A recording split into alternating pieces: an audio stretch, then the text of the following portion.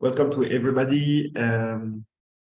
We are very glad to have this last session as part of a training series on how to enhance the impact of non-banking financial institutions. Just as a recap, the first session was on how to capitalize on digital solutions to increase the impact of non-banking financial institutions. We've seen, thanks to Ziad and Mazen, many solutions that can be implemented. I mean, to reduce costs, to better manage risk, to develop new products. The second training was on how to mainstream the gender dimension into non-banking financial institutions operations, but also strategies, and how this can deepen and enlarge the pool of beneficiaries for microfinance institutions or clients for other NBFIs. And now, after having dealt with these two dimensions, digitalization and gender, we are coming to a very sensitive subject, which is how can we raise money in a way that is money that is at concessional rate, what we call concessional terms, meaning money that will reduce the cost of funds, and that will also be more patient, as we say, and that will be more adapted to address the needs of some vulnerable groups. This is a very important question because first, it's of course impacts the competitiveness of the institution in itself. If it borrows money at cheaper rate with longer maturity period, it will be able to on-lend or invest at better rates, better terms for the final borrower. But also what is very important is that there is a lot of money floating around that is either given by the central banks that are on the budget, or that are extended by international partners, development partners. To name a few, the European Investment Bank, the European Bank for Reconstruction and Development, but also the Islamic Development Bank, the Agence Française de Développement, KfW for the German. So there is plenty of development financial institutions that are looking for non-banking financial institutions that have an impact. Okay, that's why we had these two sessions on how can you enhance your impact on digitalization, how can you enhance your impact by mainstreaming gender. And now the idea is that once we have these two impact factors, we have to ask ourselves, am I ready as a non-banking financial institution to talk to the development financial institutions? And what are they requesting from me to be able to access this money? And this is not a trivial question, because actually all studies show that the concessional funding goes most of the time to the same institutions. Those institutions know how to access the funding from EIB, and it's a difficult process, EBRD, AFD, and the like. It's a very complex process, and not everybody knows how to do it. Notably, the newcomers, the new NBFIs, and we are talking about the crowdfunding platforms, we are talking about accelerators, we are talking about the new venture capital funds. So this is why we decided to have this webinar that will, of course, give a glimpse of how it works, and that might be further be capitalized on later on with more details if need be. So I would like to thank you for being here. It's Federico joined. He's also a specialist of fundraising, so he will share his experience with us. What we would like, because we are in a small committee, and this might be due also to the fact that people are busy with Ramadan coming very soon. So we would like this training to be really participatory. Do not hesitate to ask questions, to bring your experience, to challenge, why not, the trainers, Mazen Khalife and Ziad and NFI. Federico is also here again. He can be challenged, and I'm sure he will be very delighted to bring his expertise to the audience. So it's really a discussion we would like to have on the subject of how can we raise good finance on good terms from development financial institutions to increase the impact of NBFIs, because cheaper rates, longer maturities, risk sharing, and so on and so forth. So without further ado, I will give the floor to Mazen. We'll introduce the session technically, and then Ziad will start. Thank you. Mazen, sorry, thank you, Christophe. Before we start, we have new faces today. So if you can introduce yourself, Lutfiya Albitar. And for those who attended the first time, if you can introduce yourself, please, quick. Thank you.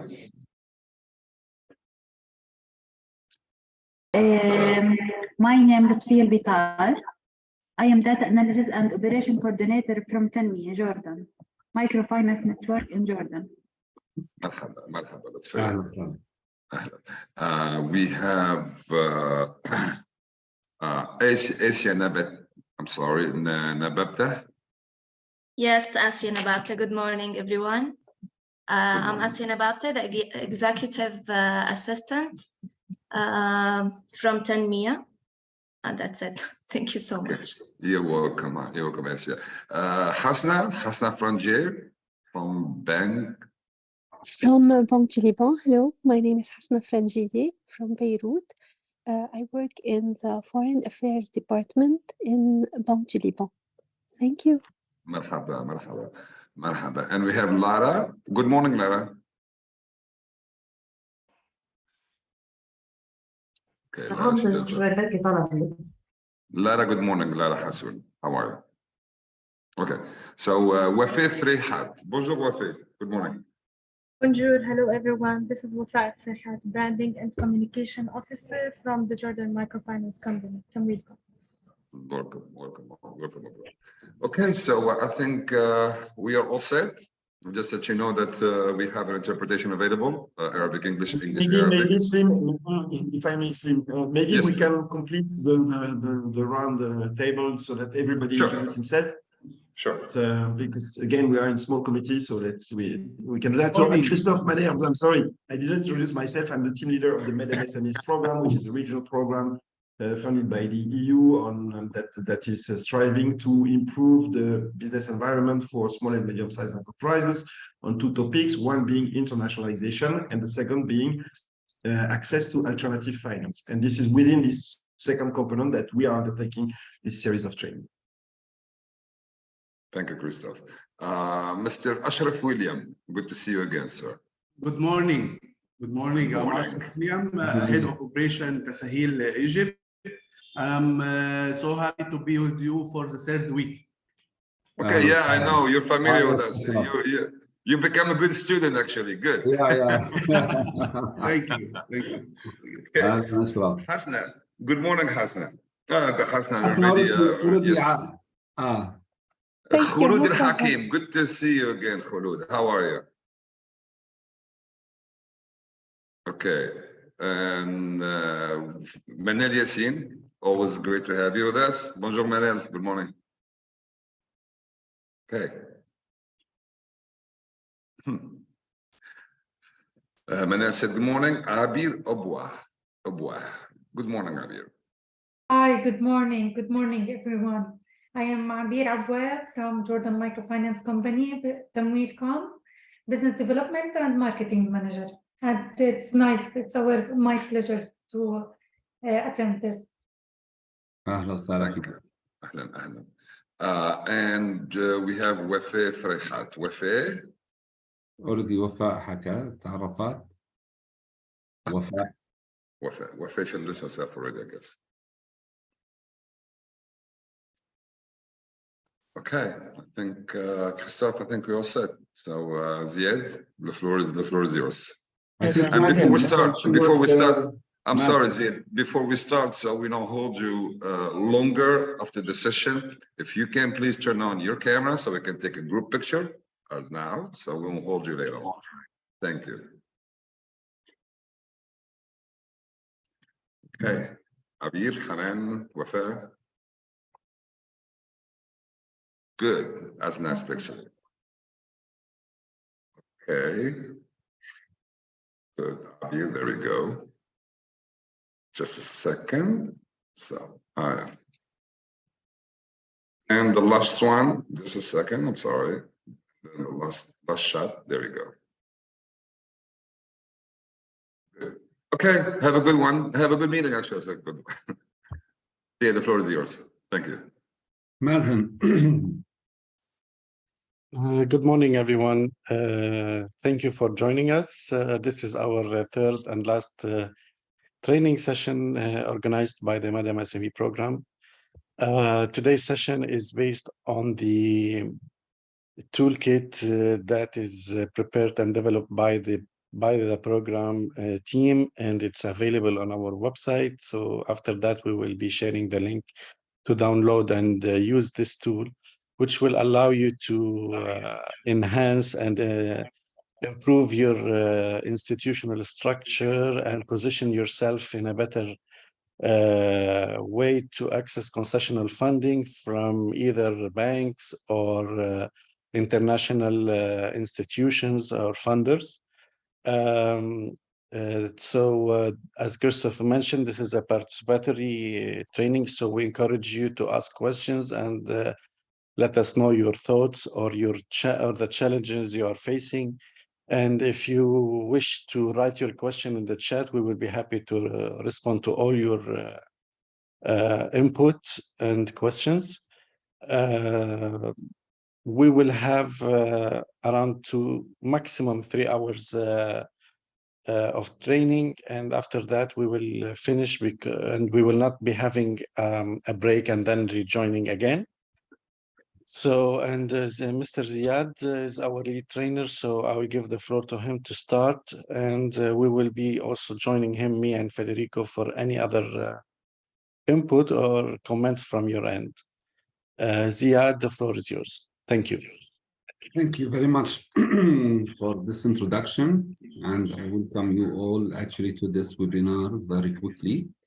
As just introduced, for the reason of having this webinar or this training actually is to introduce the criteria of investment, let's say, and how often usually or how much of our institution, non-bank financial institution, are ready for investment. After for the last 2 weeks, the first 2 weeks of the training, we introduced the topics that most of the DFIs, development financial institutions are focusing on in these days, gender and financial technology and things like that. It become now the responsibility of the institution to know how to approach those funders and how to make sure that internally they are ready to attract funders from different parts or from different, let's say, scopes or perspectives that they are searching for non-bank financial institution targeting new funds and new tools. This is why we have today this session actually to discuss and to better understand the requirement. This is from one side, and from the other side to check our readiness as an institution. And as just Christoph mentioned, that there are most of those DFIs, they are their money are channeled to certain or to mostly common, let's say, institutions, because there are some other institutions are not aware of the process or aware of their criteria or aware of the availability of such funds in a way or another. And this is what we are going to talk today about,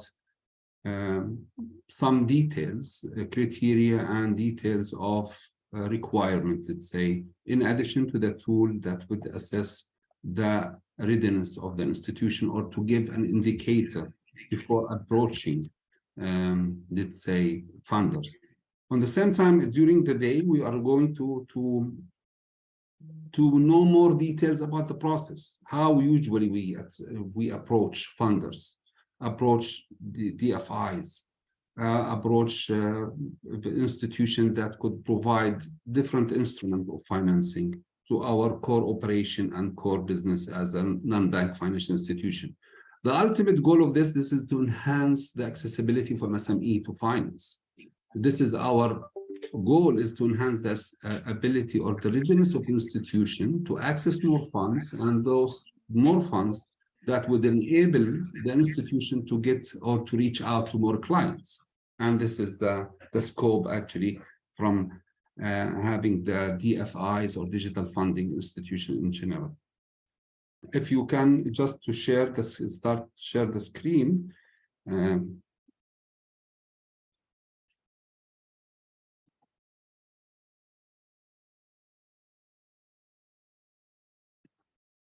You see my screen now, or yes, the presentation? No? Yes, we can see actually your screen. We can see your screen. Yeah, I mean, you just have to select the presentation. Okay. So no. Hold on 1 minute. 1 second. Now, you see the presentation? Yes, beautiful. Go ahead. Okay. So just to start with.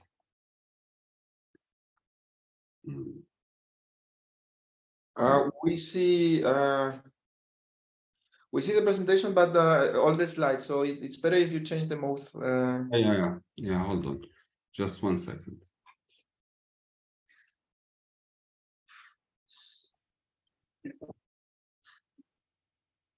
Now I think it's okay.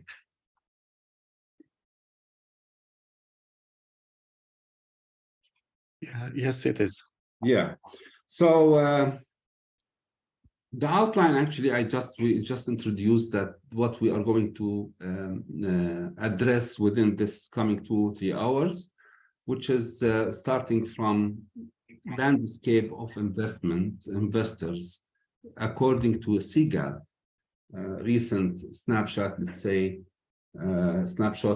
about the landscape of availability of funds and funders in the globe. As you can see here, that because there are, let's say, expectation from non-bank financial institutions that funds are not that much available, and that funds, digital, the DFIs that are so limited, that which is directed to MSME industry in general or financial inclusion. The numbers that we can see here, how many projects that are in the pipeline or the investment throughout the years, there are funds availability. It's, let's say, until 2020, there's 2,500 and more project funding, and those are divided by theme. As you can see, the most of those funds availability is for MSME, for MSEs. And if we are talking about what's the growth, as you can see here to the right, there is around 90%, from 60 to 90% of them throughout the years are mainly for the retail financing industry. And that's give an indicator that funds that throughout the years since 2014 and until 2020, the funds that targeting MSME and financial inclusion is there, and it's increasing. And as we can see from the second graph here, financial inclusion by recipient, who's receiving those financial funding, mostly it's a financial service provider. Then we have intermediaries, other intermediaries to other sectors, government and others. Those total of commitment of around $45 billion, aiming for half of it, it's more than half, it goes to the MSEs, to the financial service provider for non-bank financial institutions. And it represents around 40 to 60% of the total of the commitment to those projects, the 2,500 around project in the world. That is from funds available for and committed, let's say, to financial institutions. The other thing here, that instruments, what type of instrument usually those funders are using? And this is another graph here shows that mostly it's debt. It's a direct lending. For financial institutions, as we said, it's around 40 to 60% throughout the years for financial service provider. And then the second in line goes equity, which is around in total for 2020, it was 5.6 billion. And then grants. And later on, we will see grants where it goes in general. But then here, if you can see that the debt throughout the years since 2014 until 2020, it represents around 60%, even more of the fund instrument that they are using to non-bank financial institutions. The second in line, as you can see, it's around 15%, which is the equity. Grants is around 10 to 12. And then, so the availability for fund for non-bank financial institution is there. And we know that, but how to approach it, this is how we were going to see throughout the day, that we need to be well prepared in order to let's say, approach those funders and the source of fund. According to the geographical distribution, let's say, of those money and funds available for the institution, you can see here mostly the largest part, which is growing very rapidly, which is Africa. Middle East and North Africa, it's like 3.9 billion, the size of the commitment and throughout the year. And it's growing, let's say, in the region. But in general, the big portion, let's say, it goes growing very rapidly, which is Africa. Then if we are talking about the percentage that throughout years and how much of it, we can see that Middle East is around 8 to 12, Middle East is around 10%.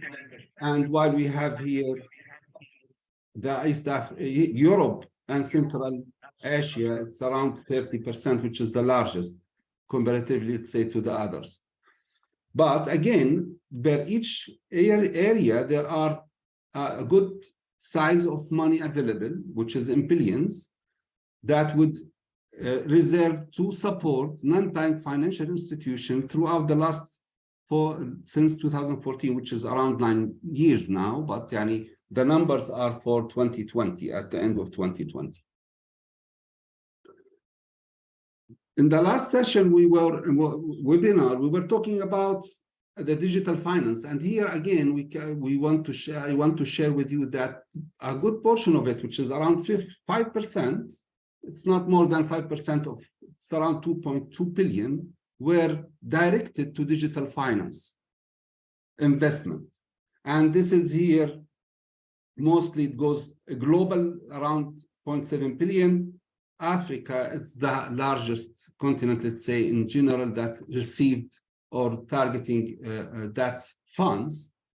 On the same time, those funds, it goes directly, or comes, the source of that funds is mostly from development fund institution, which is 46%, and throughout agreement, bilateral and multilateral agreements with governments, it's represent around 30%, and the rest are some other foundations,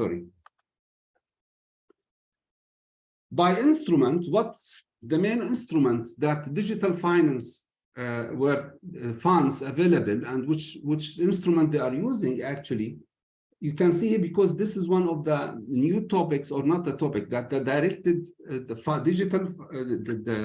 development financial institution, they are directing or encouraging institution to utilize the technological advancement.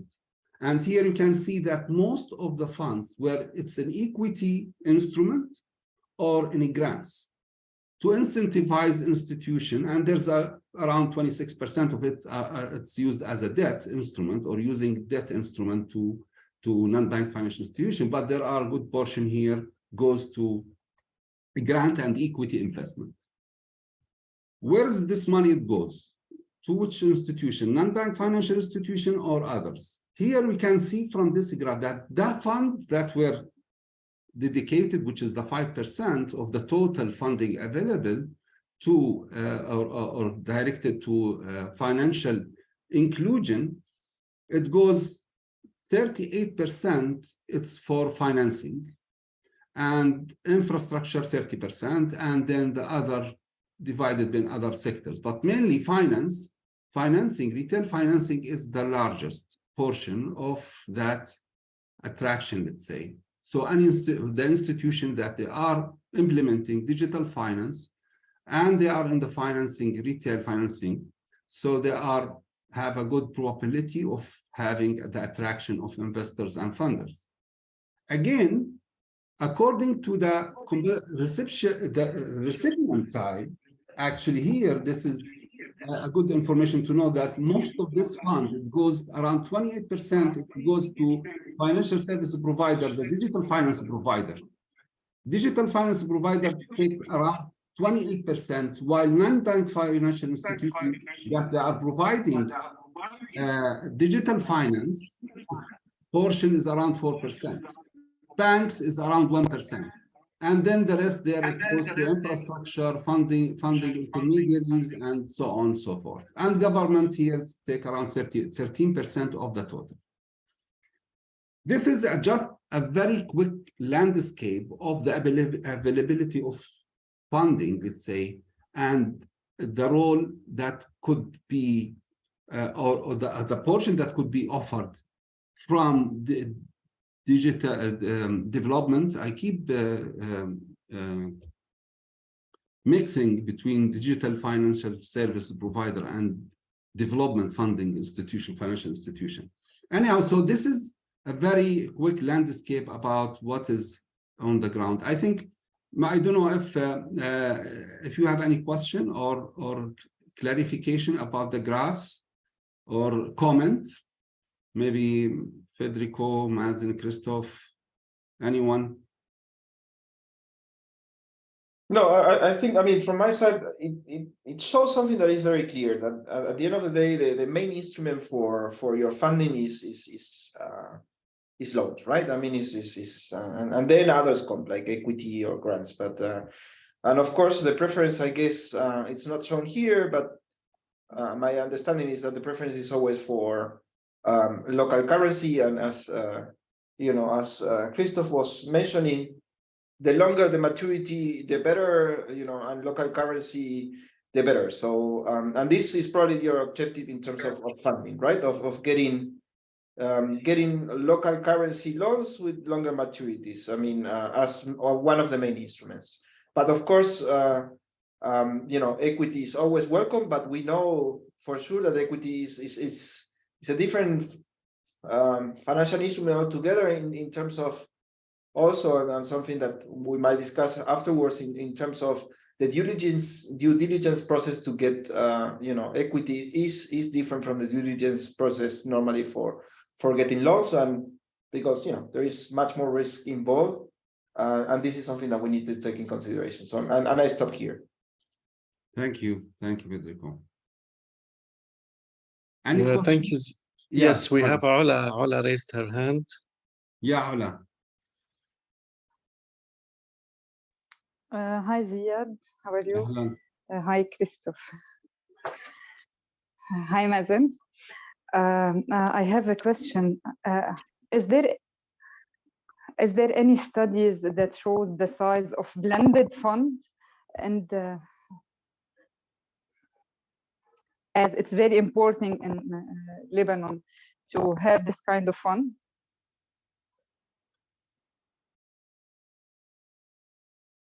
What do you From mean? my side, the question is, I'm not sure exactly what you mean with blended fund. I mean, blended in which ways of? I meant the fund that combined a loan with a grant.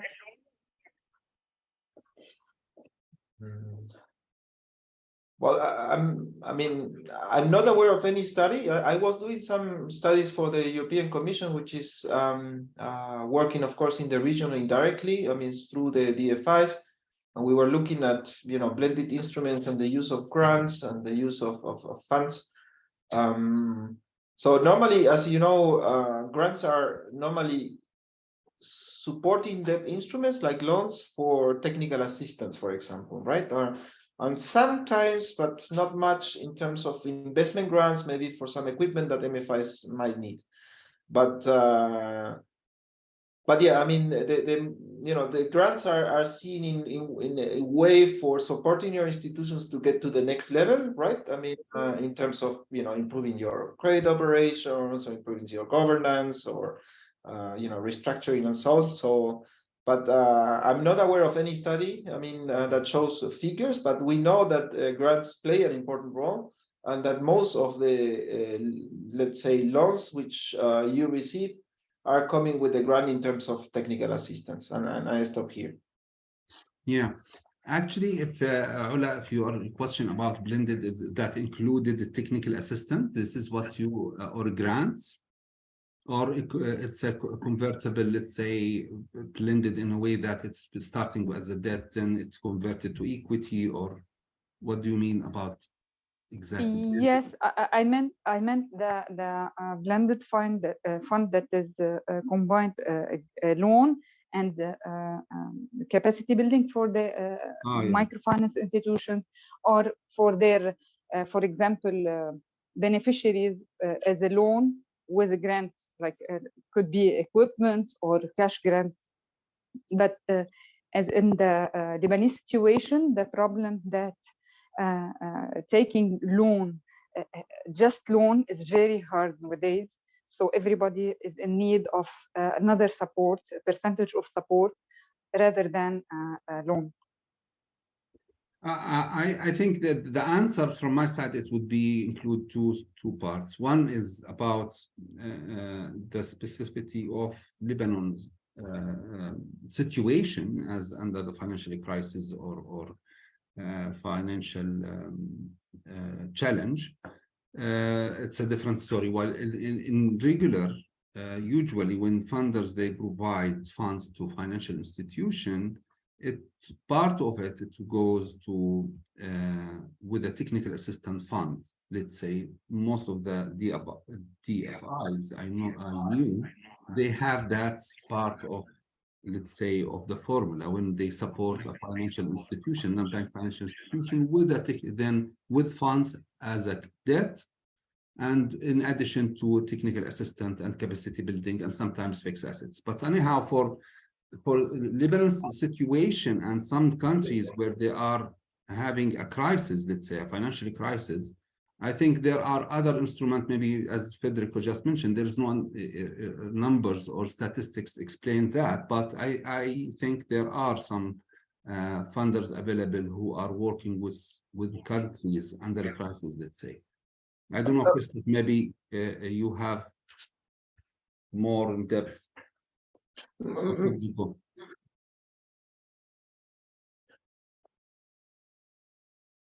Federico?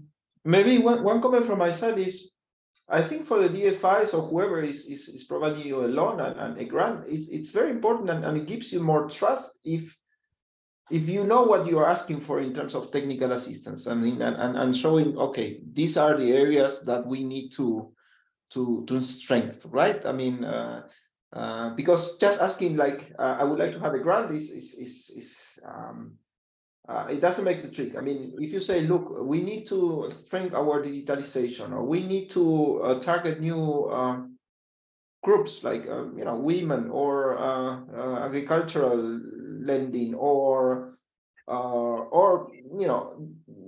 different things, migrants. I mean, I'm thinking of the lot of migration that you receive from neighboring countries and so on. I think that these are the things that sort of open more the eyes of the funders when you're asking for let's say for funding. So it's yes, grants play an important role, but it's also good that you say, look, this is what we need and why we need it and why it's good for the DFIs. I think Siad will talk a little bit what are the objectives of these DFIs, and I think that when you align the objectives with the DFIs, I mean, things become easier. And I will stop here because yeah. Thank you. So, please, if you allow me, Ziad, yes, I fully understand the comment from Ola, and of course it makes sense given the current situation and the crisis in Lebanon, and now that MEFIs are the only source of funding. However, also lending from MEFIs are facing a big risk due to the currency devaluation.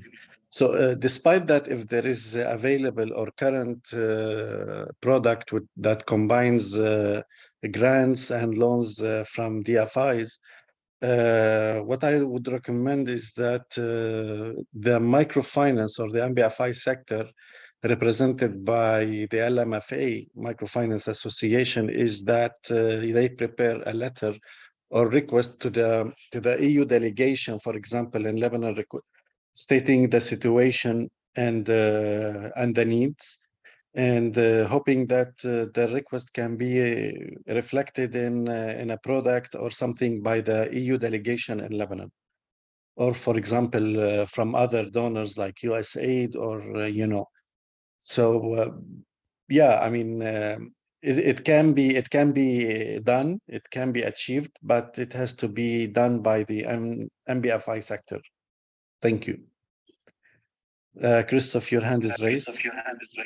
Yeah. Yes. Yes. Maybe one point I would like to highlight. I mean, because we tend to forget that, is the fact that it's about blending. It's the fact that development finance institutions are in a business.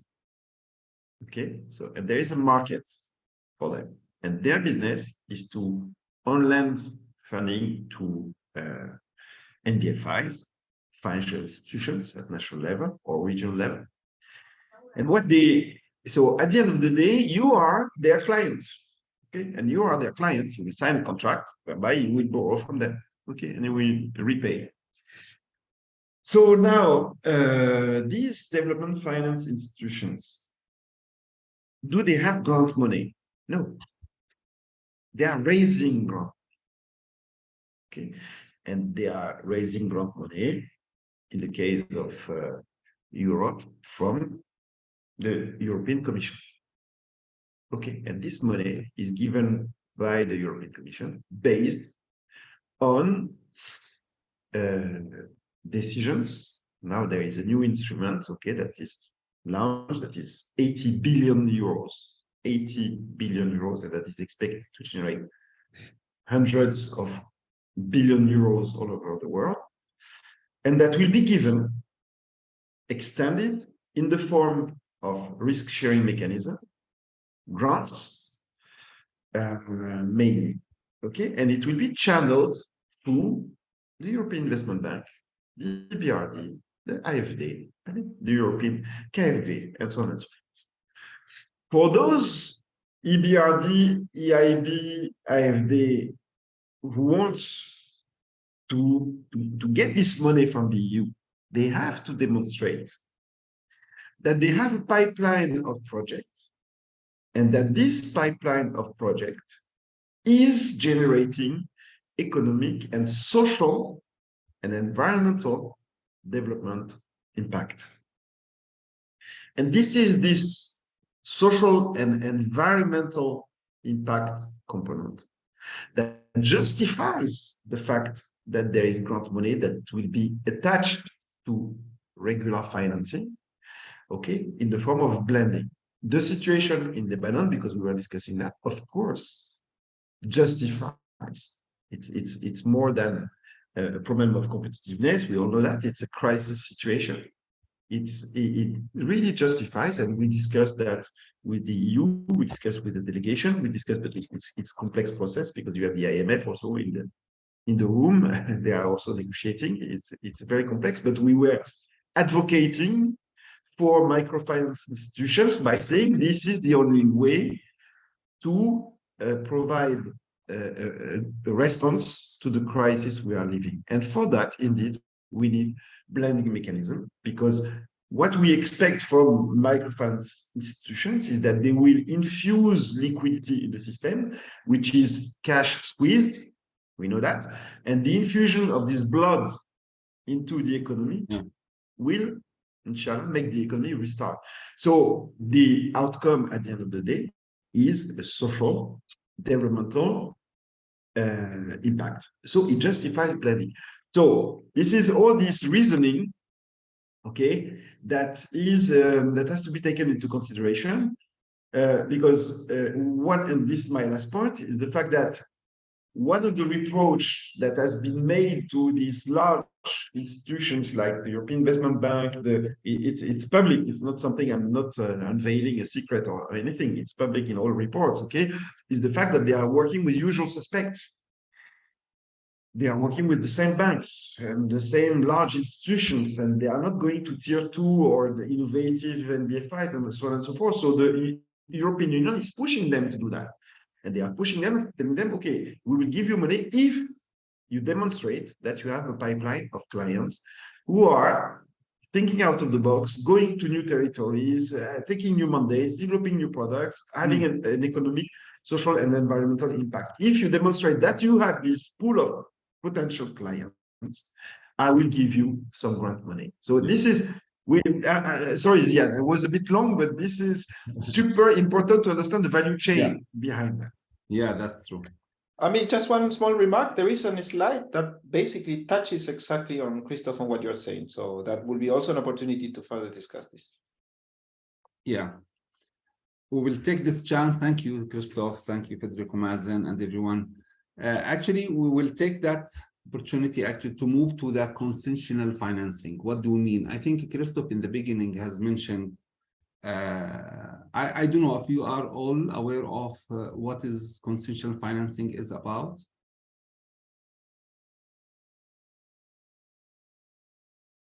I will use this slide just to introduce what is concessional financing. As just Christoph in the beginning mentioned, that usually a concessional funding is a fund that is available to promote economic development, poverty and reduction, access to finance, which is the social cause. Christoph, you are muted. I thought you want to say something. Okay, so directly to the concessional funding that's just introduced by Christoph, we will go to the what is make it favorable actually than the regular funding available to non-bank financial institutions. Usually, those concessional financing is talk about lower interest rate, longer repayment period, grace period, flexible repayment rate. It could include grants, part of it, and in a way or another depends on the country, depends on the purpose of the funding, let's say in general. But the concessional financing is one of the tools that really that funds, DFIs, they use to support and to enhance accessibility to certain topics that would lead to economic development, poverty reduction, financial inclusion, gender, digital finance. It depends on each finance tool, it depends on, or the concessional financing depends on the institution itself and their scope. And this is why we say that this is a concessional different than the regular debt or different than the regular tool of providing a direct debt for an institution? What are the, given that definition of concessional fund and the availability of funds in general and what we were talking, and I want here to go in depth more to see what is the main obstacles that face non-bank financial institutions from access finance. In your point of view, as a practitioner, as a non-bank financial institution, what do you think that's why you are not able to get that funds? The funds are available.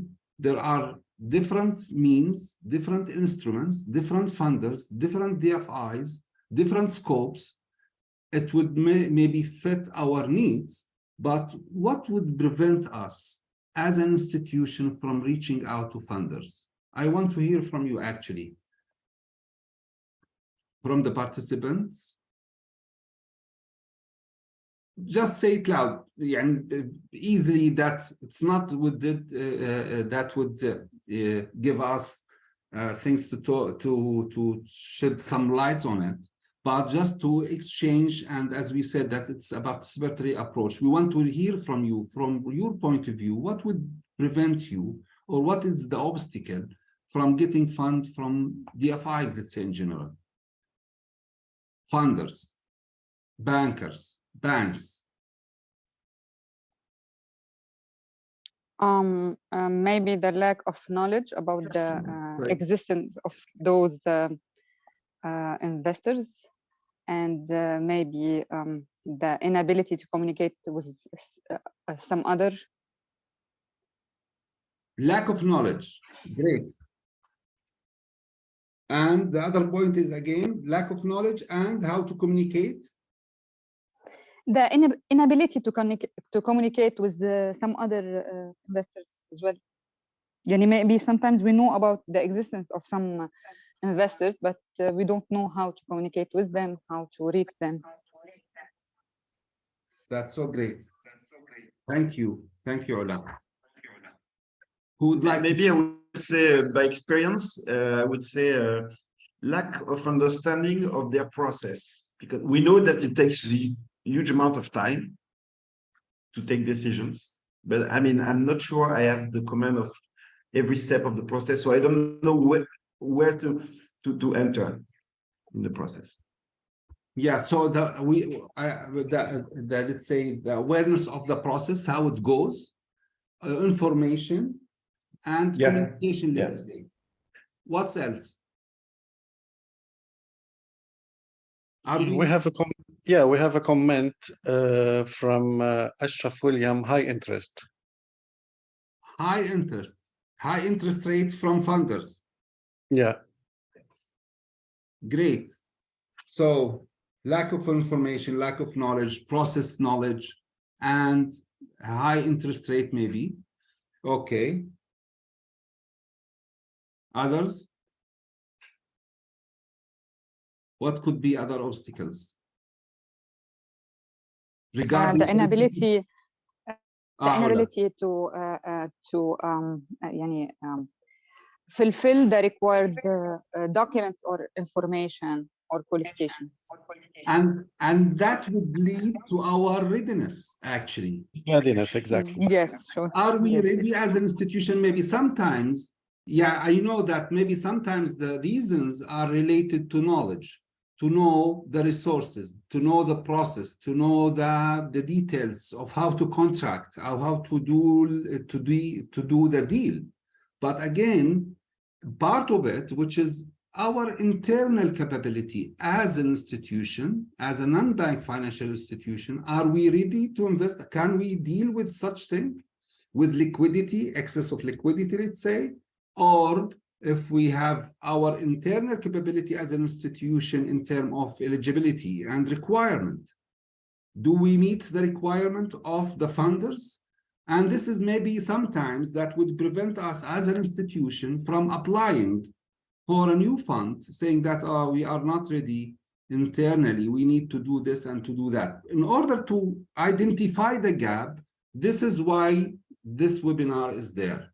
We want to make sure that at least we know what are the requirements from different funders, either for a concessional funding or a regular funding or regular debt or an equity investment or any type of instruments that are available for our institution to get or to apply for at least.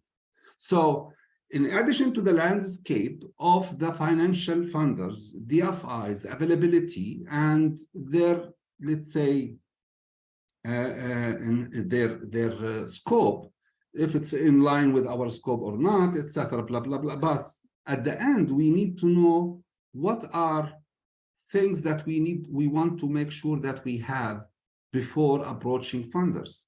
And this is the points that you just mentioned. Lack of knowledge of international funding tickets and institutions. We don't know sometimes who are available. Institutions are still in early stages that it need much more development, let's say. High costs, as Ashraf mentioned, from local banks or from international, and it depends from, or it's different from country to country, where we can see that there is high cost or lower cost than the local banks. I recall in Jordan, we used to access international funders because they offer lower cost. But now it is much higher than the local. Not now, I mean, for the last 2-3 years, it's become local banks. It's become much more lower cost than the international funders. In addition to other things that we should consider, which is the exchange risk, the agreement, contract, etc. So there are high costs. Yes, sometimes it would cause an obstacle for us. Our registration, another thing. Funders, they are looking for maybe for certain type of institution. Non-bank financial they are formal institution, regulated, not regulated, under the umbrella of the central bank or the finance ministry or whatever the authority that are responsible for supervising non-bank financial institution per country. Another thing now happened that we should, the crisis, recently we have, not yet 100% we came through out of COVID-19, but there are some consequences still on the non-bank financial institution, but how that affected our quality of the portfolio. And now maybe funders are looking to deep dive, let's say, in the quality of the portfolio to make sure that they are not investing or providing funds to institutions that they have a serious risk in the credit or the portfolio details analysis. Restructured for loans, and this is most common practice that had been happening recently with micro non-bank financial institution in general, that there are it's present a high portion of the portfolio because they are doing restructuring, and that would also affect the liquidity and solvency for the institution. Adding to this criteria that there is another financial crisis or another crisis that it's in the horizon now, which is the financial crisis, the interest rates keep going, and the food prices, the inflation, and the supply chain. So there are things that we need to take care of as an institution, and as funder, he is aware of those, let's say, criteria, and he wants to make sure that he would provide funds to the institution. It's two sides of the formula. We have the non-bank financial institution, and we have the funders. Both are aware, but for us as a non-bank financial institution, sometimes, as you just mentioned, lack of knowledge, our age as an institution, and we will see in the coming slide a definition of how the funders see us as an institution at the end, a non-bank financial institution. And there are some criteria to define. And from our point of view, there are some obstacles that would prevent us from proceeding. We don't know the process, we don't know the requirement, we don't know, maybe we expect interest rate is higher. But in this slide, you can see what is the relation between our institution to the left, which let's say layer or tier that we are in as an institution, and what type of instruments that would be available, and that it varies from institution to institution, from tier to tier. But usually we define three tiers of non-bank financial institution. One, which is tier A. Tier A, it's the well-structured MFI, regulated, sustainable, generate a good or excellent return on assets, return in equity, portfolio quality is high, very attractive for investors, dealing with a target market, lower competition or high competition, new business model, technology, etc. So it's a tier A institution. On the other side or below that, it's tier B, it's a less structured institution, sustainable within an acceptable level. It's maybe within the average of the industry, within the average of, let's say, the benchmark. But again, it's within sustainability is not that, it's not very high. And low leveraged, their access to fund in tier B is lower than access to fund or access to credit. Means that banks or international DFIs that are having some outstanding debts with them as a leverage position. Then tier C, which is NGO, not for profit, maybe not regulated or regulated, unsustainable, still in early stages as an institution. So there are funders when they start to look at an institution, they define the institution in three categories, A, B, and C, and then they will use this categorization to identify other means of intervention and how would support those institutions if it's within their scope or then activity to do so. But again, the point here that for the tiers, how we define the tier, and this is what we want from as an outcome from this session, that institution in tier C and tier B, those institutions who are still maybe unsustainable or in early stages businesses, low leveraged, we want to make sure that providing the information and the tools that would enable them to enhance their readiness to move to tier A, to access more funds, to generate more profit, which reflected at the end to the financial inclusion or to the direct market of, let's say, more gender mainstreaming activities or adaptation of technology to reach out to clients using different tools or instruments of financing that would be available for them. So this is how they usually, funders and investors, look at as a non-bank financial institution. Do you have any comments, or I don't know if you have any input, Mazen, Federico? Ola, she is raising her hand. Yeah, let's hear from Ola. Yeah, let's hear. Sorry, I'm asking too much, but I think I'm surprised that you mentioned the NGOs and non-for-profit MFIs in the tier C. So I couldn't understand this in this case. As the investors should look for the social mission of those NGOs, and this part is should be attractive for the investors and the international funding. So how you mentioned the NGOs and non-for-profit in the tier C? Let me try to answer that, Ola, if it's fine with you, Sia. Go ahead, Phil.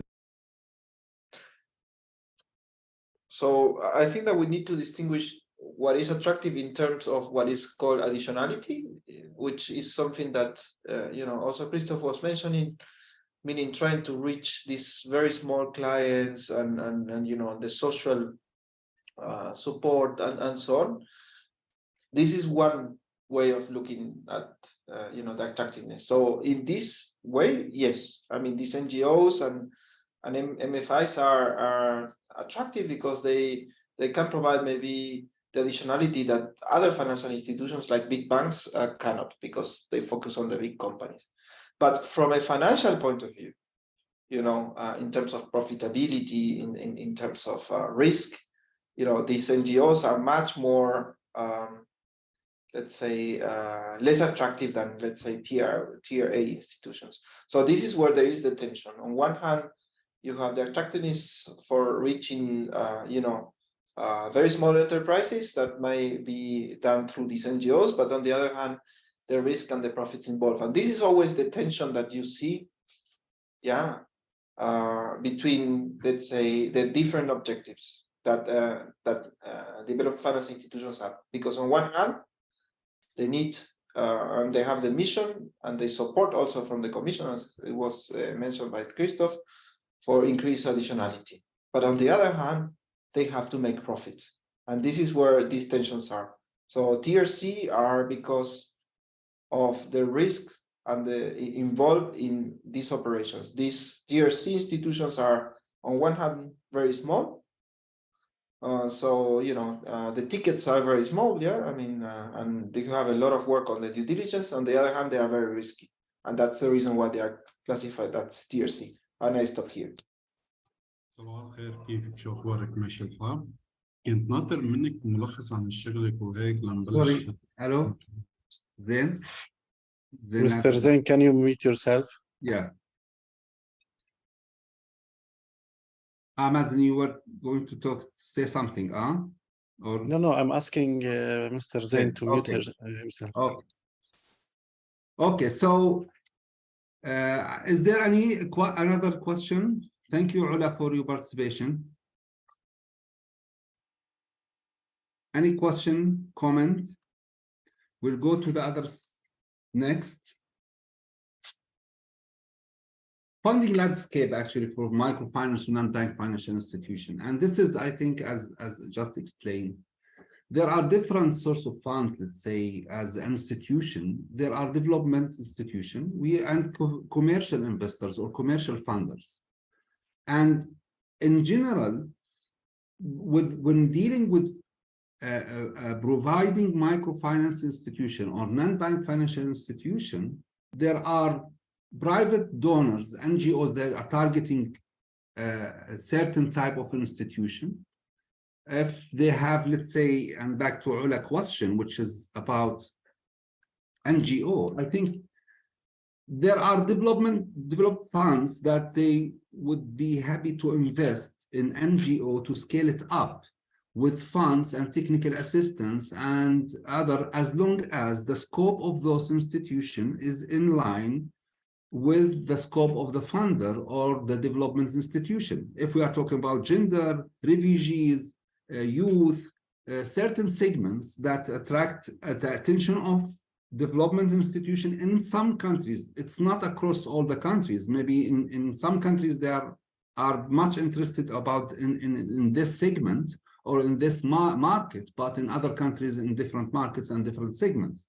But again, there are according to the experience that we have, there are some potential funders DFIs even, they are supporting providing grants or subsidized loans, which is, we mean the sometimes concessional funding. Or there are some other with equity investment loans, and which is below the interest rate or below the cost of the commercial banks in local country. And this is what we used to have here, let's say in some countries like Jordan. We had for a certain time, we approach international funders and DFIs that they offer us funding with lower than the commercial interest rates worldwide or in locally in Jordan. And there are some others who are, let's say, investors and funders who are looking for generating more profits through instruments like equity investment at a market interest rate, at a market price, to generate more income and profit and enhance the ability to the institution to achieve its target and objectives at the end of the day. That all, with disregard what is the tool, who's the providing it, it goes at the end to enhance the financial inclusion, to enhance the access to finance to MSMEs. And this is why we say that there are in the landscape different type of investors, different type of funders, and their agenda is different from country to country. And this is where is our responsibility as a non-bank financial institution to search from where we can get or what available from the availability of funders that are in line with our, let's say, position as an institution, our context as a country, and how to approach them. But there are so many, let's say, resources of funds that maybe it will meet our needs in order to achieve more clients. I think this one, Federico.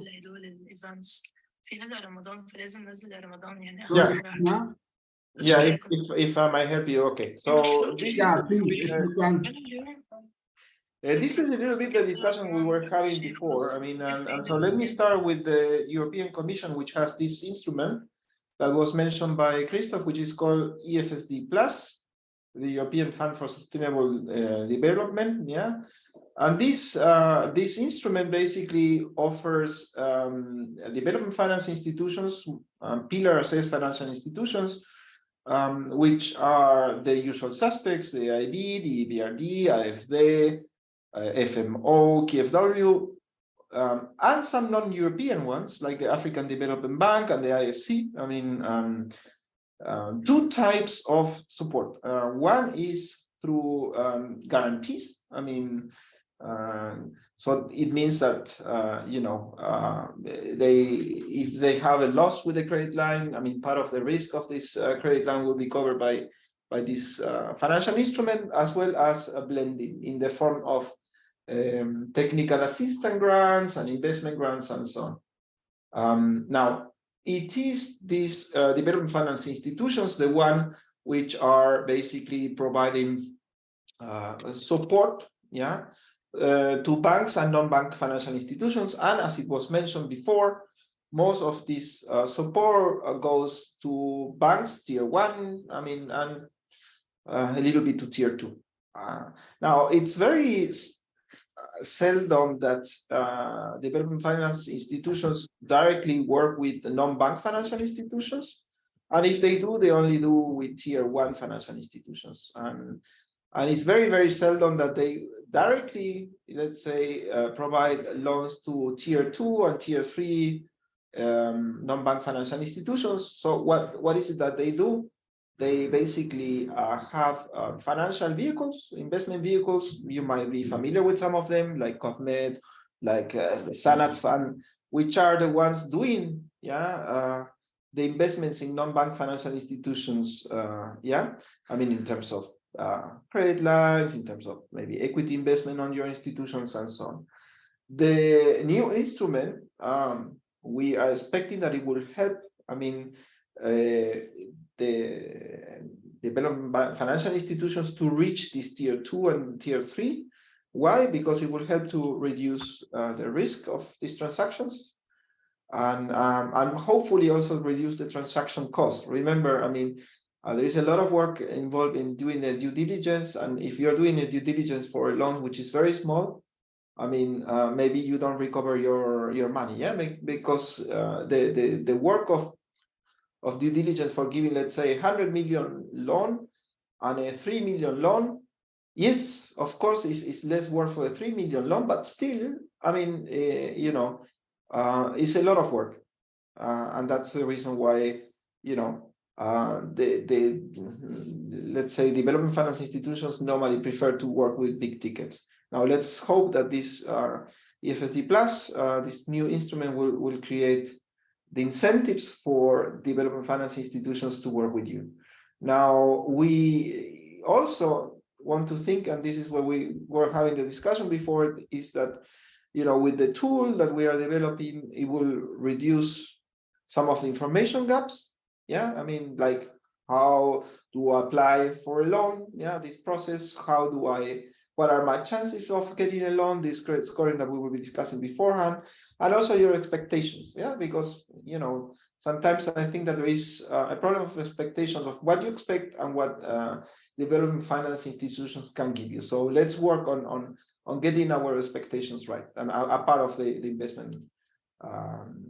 Reducing the investment risk, which basically helps you to get the funding. Now, as we were mentioning before, there are some things on the horizon which are not very good. I mean, we know there is a lot of macroeconomic stability in the region. I mean, don't want to talk, on Lebanon is a clear case, but it's not the only one. I mean, high interest rates, as I was mentioning before. There are supply chain disruptions. Inflation is going up. Ukraine war. Climate change, and a lot of unknowns, because we don't even know what is coming. Maybe there is another crisis on the horizon that we don't right now know about. On top of that, not in every country, but in some countries, the regulation is not conducive for making some of the investments. Yeah, I mean, because of, I don't know, exchange rate controls, because of classifications of collateral. There are many ways that regulation can adversely affect you. But things are improving. I mean, it's not always everything is bad. So, we notice, and this is something that we did in the past, is that the regulation in general is getting better. And there are a lot of innovative financial institutions, especially non-bank financial institutions. And I'm talking about microfinance, I'm talking about startups. So there are a lot of things moving in the right direction, and this is promising, and also that there is an improved governance, in the region. Yeah, I mean, I know country to country is different, but on the overall picture, I think that things are improving. So opportunities ahead. I mean, for support. Yeah, I mean, instead of scaling up the interventions, of non-bank financial institutions, you are faster than banks are. Yeah, and this is something that I want to always highlight. Yeah, banks are very conservative. They don't like to innovate, and this is basically, in many cases, the opposite from you. So you can also be on the sparing of taking advantage of digitalization.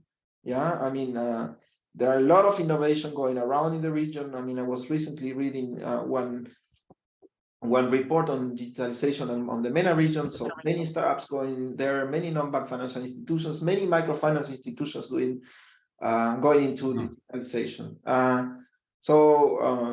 Opportunities to further diversify your portfolios, to serve clients that you're not serving right now, and a lot of client proximity. Yeah, I mean, I have never seen a banker visiting a client. I mean, most of them are having a nice tie, and they are with the air conditioner in their offices, and this is not the way you operate. So we see a lot of promising ways of supporting non-bank financial institutions like yours, and this is what I think, that there is a strong case for the non-bank financial institutions and supporting the non-bank financial institutions. And this is, I think it's not just my opinion. I've been working with directly or indirectly for the Commission, and I think that there is a clarity that something needs to be done, and this is the reason that programs like ours exist. And I will stop here. Thank you, Pedro. Thank you. Sorry. Any comment, any question, concern about this? I think this is explained well, the process, let's say, how money goes until reach to tier 1, 2, and the 3 non-bank financial institutions, and what is usually the process in general. Any question or concern? Before moving to the pool 1, I want to get a feedback from you through pool 1. If Slim, can we share pool 1?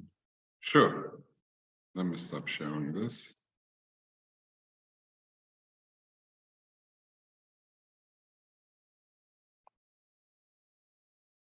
Okay, so just a second, I'm sorry. Go ahead. Can you stop sharing, please? Yes, I will stop. Okay. Thank you.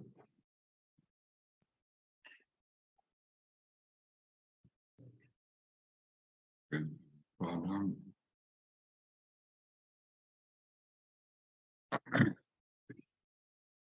Ziad, can we go back and poll in like 2 minutes? I have an actually an issue with my Zoom account. Just a second. So we'll go back. Just go back to share. Yeah. No. I'll be back with you in less than 2 minutes. Okay. Okay. Okay. So I'll let you know when it's ready. Just a second. Okay.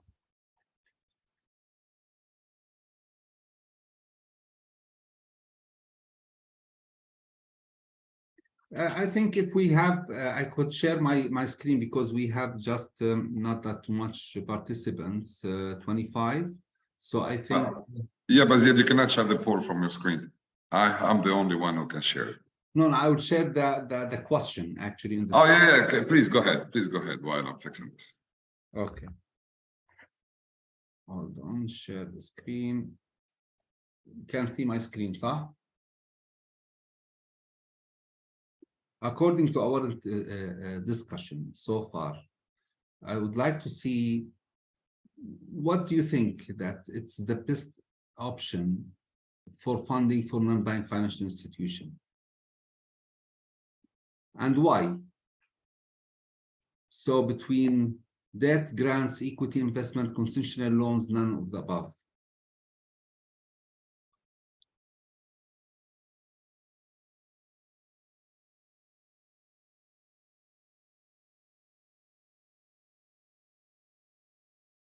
Chat, there's no.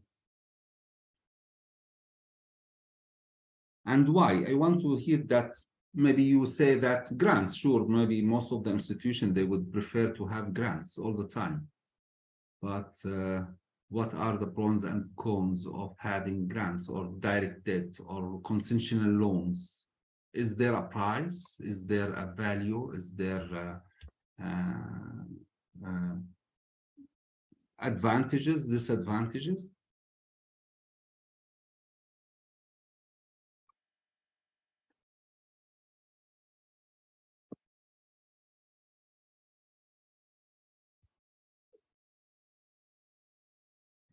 Muslim, shall we have the poll? As you can see my screen, I couldn't launch it. The poll is here. Let me share my screen just a second. I stopped. Yeah, I mean, as you can see, the poll is here. It's not launched yet. Second poll, third poll, and once we go to poll, it says no poll or quiz required. So this is weird. Yeah. Can you see the 3 polls that we created, right? I mean, it's not launched. Yes. It's not launched. I'm trying to launch them. So just give me a few seconds, please. Okay, it's a technical issue actually with my computer. This is the digitalization. Yeah, I mean, it's in there. We use it like 2 weeks on the road. I mean, it's there and I cannot launch it. This is weird. Sorry, guys, about this. Oh, okay. Well, I think Ziad, this time we have a technical issue. Yeah, okay. Okay, I'm sorry. As you can see, it's there. We couldn't launch it. Why? I'm gonna work on this and get back to you. Okay, sorry about that. Well, don't worry, Steve. It happens. This is the technology, and this is don't trust all the time. Yeah. So I think you saw the question. I will share back the screen. You can see my screen now. No, not yet. Share. Okay. So, what do you think? Ziad, I would choose number 4, concessional loans, because even if grants could be the best, but the amount of grants given to NBFIs would not meet the expectation or the loan or amount needed for NBFIs to meet the market demand. So even if grant is a free money, but it will not be enough. So I would go to concessional loans. Great. Thank you, Mazen. Others? Sorry. Yeah. We have Hasna. Hasna? Yes, I would choose, like Mazen, I would choose concessional loans too, because grants, of course, they may seem more beneficial, but we have to ask ourselves how sustainable they are. And we know how important sustainability is when we want to find a source of financing. So concessional loans, when they come with lower interest rates and with with better terms than the usual rates and the usual financing offers, they may be more sustainably accepted and beneficial to NBFIs, I guess. Yeah, I think, but we need to think about what you are saying is right, and Mazen, but we need to think about the price. Let's say concessional loans compared to the regular debt, let's say, regarding the prices and what we have to do in front of that. If it's going to give us a DFI is going to support us with a concessional loan, lower interest rates, longer term, grace period. But in front of this, what we should provide that funder, what would be the cost? Is it within our? Is it within? It's in line with our scope. Let's say if we are doing, we are providing financial services to the local market. We are not targeting refugees, and maybe there is a concessional loans that comes to us saying that you have to target refugees, or youth, or gender, or to develop a digital, apply a financial technology product to your clientele. So usually there's no, from my point of view, there's no a perfect answer. However, it depends on the context. It depends on the institutional readiness. If we are in early stage institution in tier C, sure, I would go to concessional loans and grants because I don't have the ability to pay for the commercial price for getting that funds. Equity investment is a tool to attract investor. It would be good for us at any point of time, but investor is willing to invest money in institution that is in tier C, let's say, not profitable, no clear structure, blah, blah, blah. It's an NGO, not regulated or not sustainable institution. So each type or each instrument has its own pros and cons that would, let's say, depends on our context, readiness, tier of our institution, of my institution, let's say. So that is the reason now we are aware of the instruments that are available, but now we need to know about how we will make what they are looking for as a funders, what they want to see from our institution, and what is the process of doing a deal of funding for a financial institution. And this is where the part that we are going to tackle, which is I have Christoph. Before we move, we have Christoph. He's the expert in equity. No, just I mean, because I would like to concur with what Hasna was saying also, and anyway, as you were rightfully saying, Ziad, there is no right answer, but I would like to share one experience that was also shared by the Central Bank of Egypt with us in Barcelona last time, and it's quite interesting about this idea of the sustainability of the grants or the non-sustainability of the grant. You may have heard that the Central Bank in Egypt initiated a huge program to on lend to financial institutions at 5%, while at the time when treasury bills were at 15, 14, 15, 16%. Okay, so it was hugely subsidized scheme for banks who were committed to on lend this money at subsidized rate, say 5-7%. And there was a mechanism whereby the financial institutions were not, I mean, the obligation of reserves of the financial institutions at the central bank that was not non-remunerated was waived. So meaning that if there was an interest for the financial institution to do that. Of course, the microfinance companies in Egypt went to the central bank and said, we need also to have access to this 5% funding.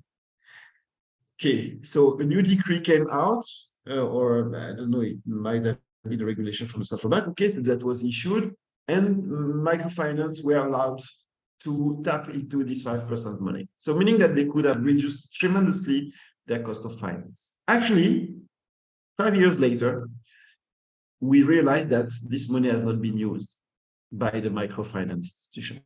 And the reason why, when we discussed with the Microfinance Association, the most, I would say, the most cited reason is the fact that they were scared that the scheme would not last forever and that they would have their clients used to lower interest rate than the market's rates. And that at the time when the subsidized scheme would stop, they would be out of the market because they would have to increase suddenly their cost of fund and the price of their funding. So I think it's extremely interesting because it's a real life experience. It's huge in terms of volume also. It's 10 billion, and it shows that yes, as Hasna was saying, we have to be also very careful with with cheap money. Thank you. Thank you, Christophe. Thank you. Any question, any concern, any comment? Ola, do you want to comment on this? No, thank you. Thank you, Ola. Okay, so we will move now to the next part, which is talking about the process of approaching, let's say, funders. But first, we need to know, or we need to have the knowledge, and this is what part of what we keep saying, lack of knowledge. What is the focus of funders or DFIs in using different instruments? Either it's concessional loans, the equity grants, etc.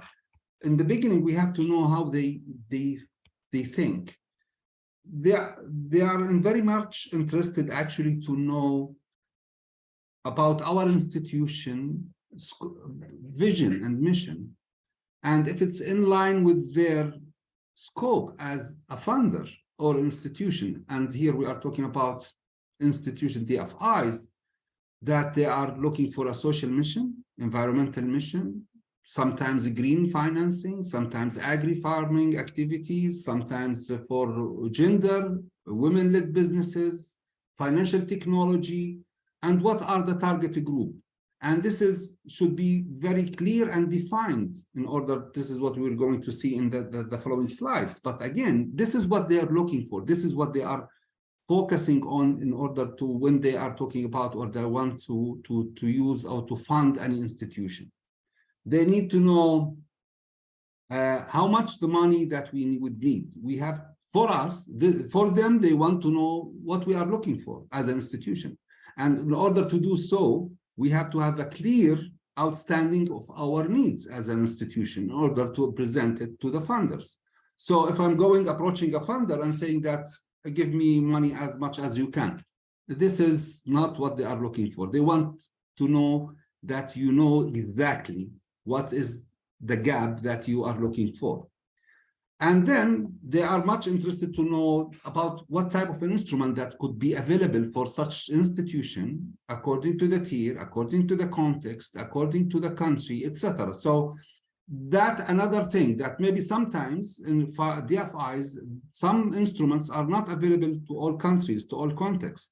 They should be aware of and even not only not for all institutions, maybe for institution with a defined market of a segment of women-led businesses is different than giving just a regular SMEs or MSEs in general.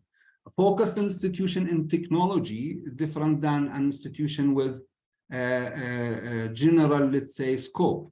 There's no defined, very specific defined target market or target vision or segment that they are going to sell. So again, they are looking for the maturity, the ability of the institution of paying back these funds that would lead to how the maturity, is it within the scope or not? Because the FIs usually and funders, they have a certain, let's say, time frame or a certain maturities for their funds. Maximum, let's say maybe 3-5 years with a grace period, sometimes longer, 7 years, depends again on the scope of the institution. But again, this is what they want to know. They are coming here to define or to make sure to understand the need of the institution, if it's in line with that scope, if it's they have the ability to pay back, and again how much is their financial position is solid. So this is what is in, let's say, in general understanding of the institution itself. The process it starts in the beginning with steps of discussion after us define or after, let's say, have starting the communication and better understanding of the institution. There starts to be a term sheet explaining what we have just mentioned in the previous slide, the maturity, the amount, and how much the segment is going to target the segment before deciding to do a certain thing we call the due diligence. The due diligence, this is the assessment of the institution. And that step is usually funders, DFIs, bankers, any type of investor who is going to invest in an institution, he wants to make sure that he's putting money in an institution that is capable to achieve what was planned for and ultimately paying back or giving back the money that they received. Then after that, there is a stage of financial negotiation, signing the agreement, and disbursement of the fund. But the due diligence, and this is the due diligence side, is different from, as again, from institution to institution, from scope to scope. But again, mainly the due diligence is assessment for institutions that funders they perform or they execute. It take like 3 to maybe 15 days. It depends on the case and the instrument they're going to provide. If it's a grant, if it's a concessional loan, if it's a debt, if it's an equity investment. But again, this is, they want to know in details in that due diligence, what are the enablers of that institution that would convince them to invest or to grant or to, let's say, execute the fund for that institution. And this is very important for us as a non-bank financial institution to know when they do this due diligence. In the beginning, my experience, let's say, when back to 15 years, I was in a position as a CEO of a financial institution. Yes, I would confirm that we wouldn't know really what they are looking for. They are coming to see us, but what they're going to see, what they want to know. In order, I thought that just a visit of an institution to see that we are up and run and we are doing loans and we're collecting money and this is our core business. But the more details we know now, will facilitate our access to finance as an institution, because we will know what they are looking for in order to be prepared as an institution first, to identify a gap in-house, let's say before due diligence comes to us or approaching funders, we have to know that we need to be prepared. As an example, I will go in those slides. If there is no question or any, raise your hand so far if there's any question or any point before proceeding to the other slides with the more details of what is the concern of investors. No? Sorry, I have a question. What is the opportunity for the non-banking financial institutions to like draw the project they want to execute, while the most of the DFIs investors have their own mission and the scope to do? So usually they limit the MFIs or the non-banking financial institutions and the scope that they already have and planned. So if I understood your question correctly, do you mean that if there is a different, let's say there's no common understanding of the scope between the funder and the non-bank financial institution, that the funder is looking for a sector or a segment, a certain activity, and the institution is not ready for that?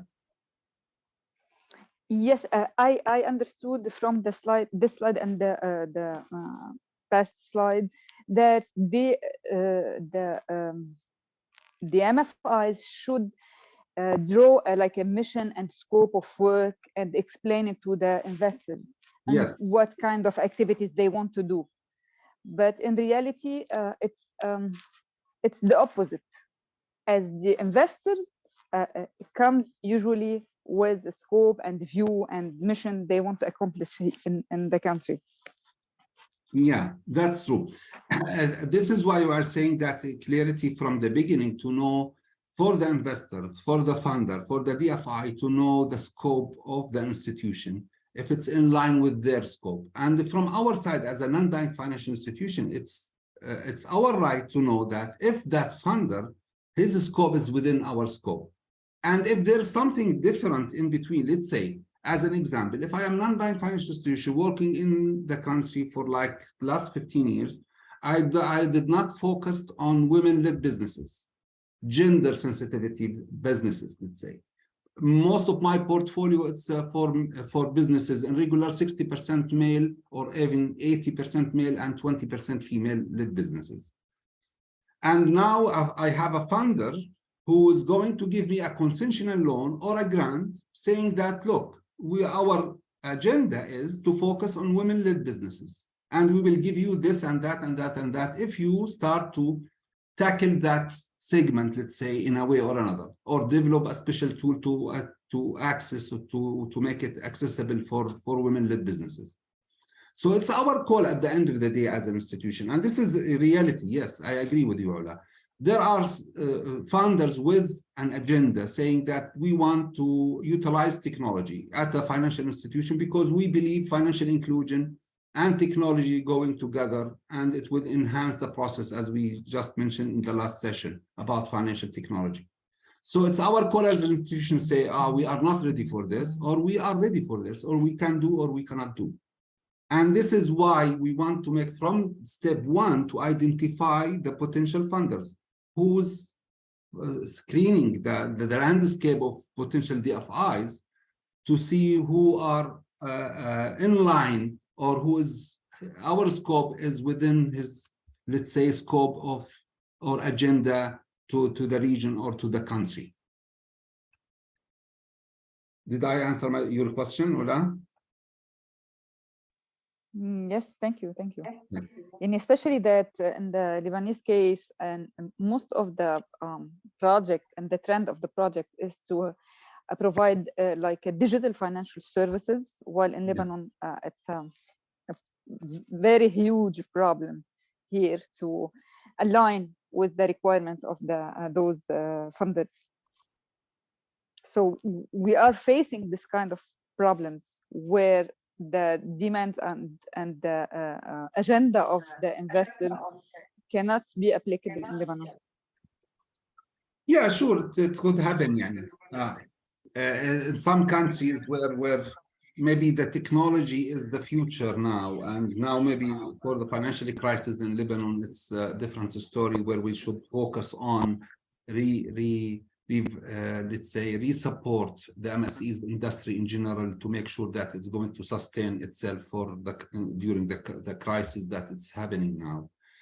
But yes, let's say a lot of DFIs now, they are focusing in two main topics: gender, women-led businesses, youth, digital finance. So I don't say that it's the other interest is not covered from DFIs, but mostly they are focusing in those topics now. But however, like Lebanon, there are so many other DFIs that to support the countries under a crisis. So, is there any other question? No? I'll move to the other slide because I think now it's the time, it's 1. We have to move fast. So due diligence, the due diligence usually actually it covers, there are, as I said, it is a stage process. It depends on the tool and the potentiality of the instrument that's going to be used throughout the investment process, the DFIs. Maybe it would take 3 days, maybe 15 working days. But again, what they are looking for as an investor in general, they want to make sure that the environment where the MFI is working. And there are certain, let's say, points about the market, the target market, the potential of growth, to identify the institutions that is working in a secure environment that it will enable the growth of the institution, and how the institution making sure of considering the competition in the market. Is there other practitioners or other non-bank financial institution? What is the crossing in between? Does our microfinance institution, non-bank financial institution understand that or not? And this is very critical actually, because I think among us, they know some institutions that they are not aware of the competition, or at least they know the closest competitor, but they don't have full information about the landscape of the market as a non-financial institution, as a financial institutions providers to targeting the same market, the MSME, I mean. So this is very important in the beginning. The other thing about reporting, does the institution has the tools that enable to report using the standards, the accounting standards, financial standards, the best practices, the benchmark? So what accounting system they are using? And you know, if we are talking about tier C, maybe we will surprise, there are NGOs, they are not yet having a sophisticated MIS system. Maybe they have just a bookkeeping system.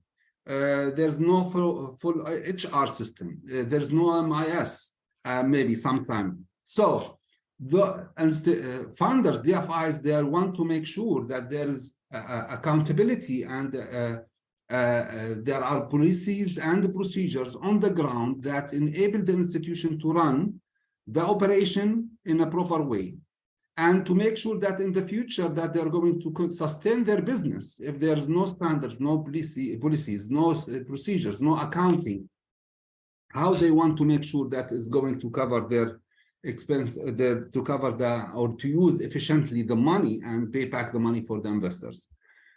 throughout the due diligence also, they want to make sure that the financial performance, the historical financial performance of the institution, is it available or not? And this is, again, that would differentiate tier A, B, and C.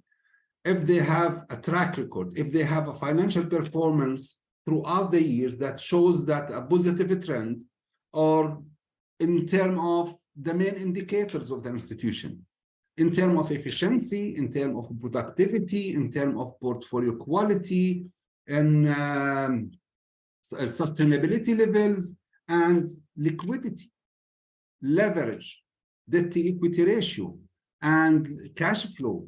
So that also, again, what part of the due diligence is to investigate and deep dive inside those information to raise questions about the non-bank financial institution performance. Then, which is the core, the credit business, the credit risk, the credit policies and procedures.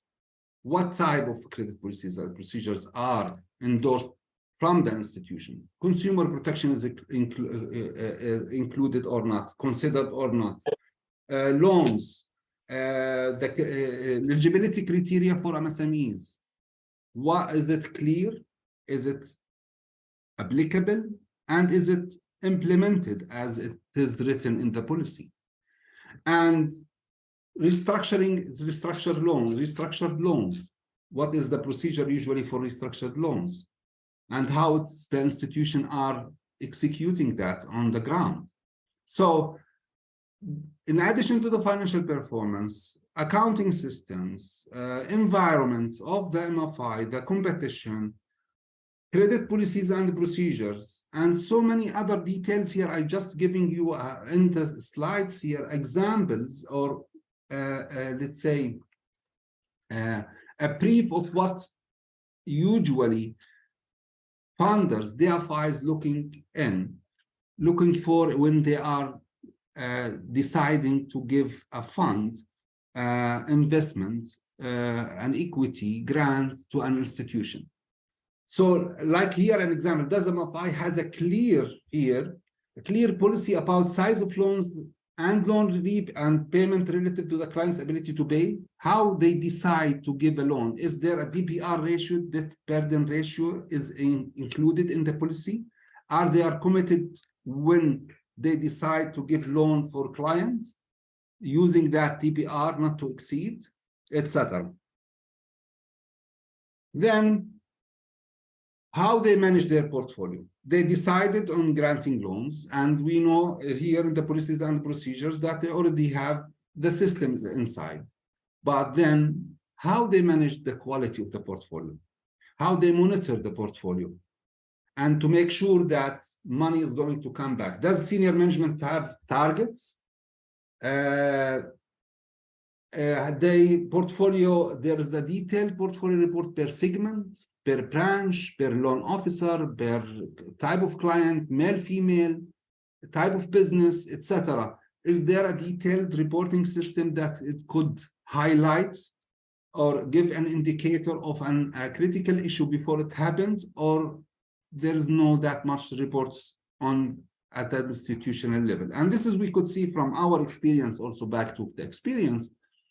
Yes, we found there are so many institutions that are working in that sector, but they don't have the tools to identify or to predict if there is something is going to happen with the quality of the portfolio, because they don't have a reporting system in the monitoring side.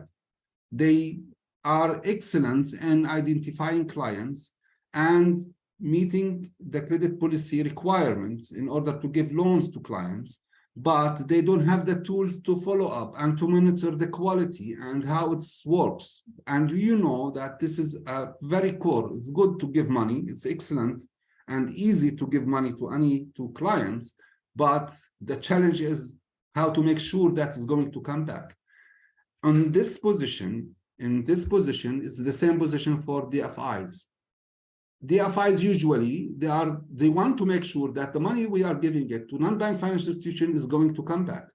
It would meet our goals as the scope, but we want to make sure that the money goes back. And this is why their due diligence visit, it varies from 3-5 days to 15. It depends on the tool and the instrument they're going to implement. Funders usually, as we said in briefly here, very quickly, looking for financial performance. They want to make sure of the management and leadership, how they are managing the institution. They want to make sure of the regulatory compliance. Is this institution under the supervision of a formal financial institution, or it's still not a regulated or regulated financial institution? And this is very important to, let's say, to identify how they manage their risks. And this is other points of area or other area where it has become a concern for, or it is a concern for DFIs, to know that concessional funding, sometimes I want to make sure that financial performance will be great, leadership and management have a vision, and there are ability to manage the institution to achieve its target and objectives. The institution it is registered within and comply with the whole regulations and laws in their country. They manage their risk properly. They have tools and they have systems that enable them to risk their management, to manage their risks. Their market position in terms of environment and competition and target market is strong, and it's going to sustain that position in the future. And the industry in general, and this is very important, the industry outlook, not only the institution ability, they want to make sure that the environment that the institution is working at, as there's a room for growth. There's maybe sometimes competition is closed. There's no regulation stopped giving new non-bank financial institution to be licensed. Like in an example in Jordan, I will use the banking sector. Since the last 15 years, the central bank decided not to give any new banks to start to operate in Jordan. So as if that means the outlook that in Jordan, there's no new competitors going to come in. So the banks who are operating in Jordan, they have a privilege to exercise the growth in the current market, and which is that it's growing, but there's no new competitors going to come to the market. So the outlook is stability, political stability. As we keep saying, Lebanon, and there are other countries in Syria and Iraq and other Yemen, the political pressure, the crisis, that would affect the outlook for the future. And this is what they are looking for, actually, DFIs they consider. Any question or points? You can stop me here and it will give me opportunity to breathe.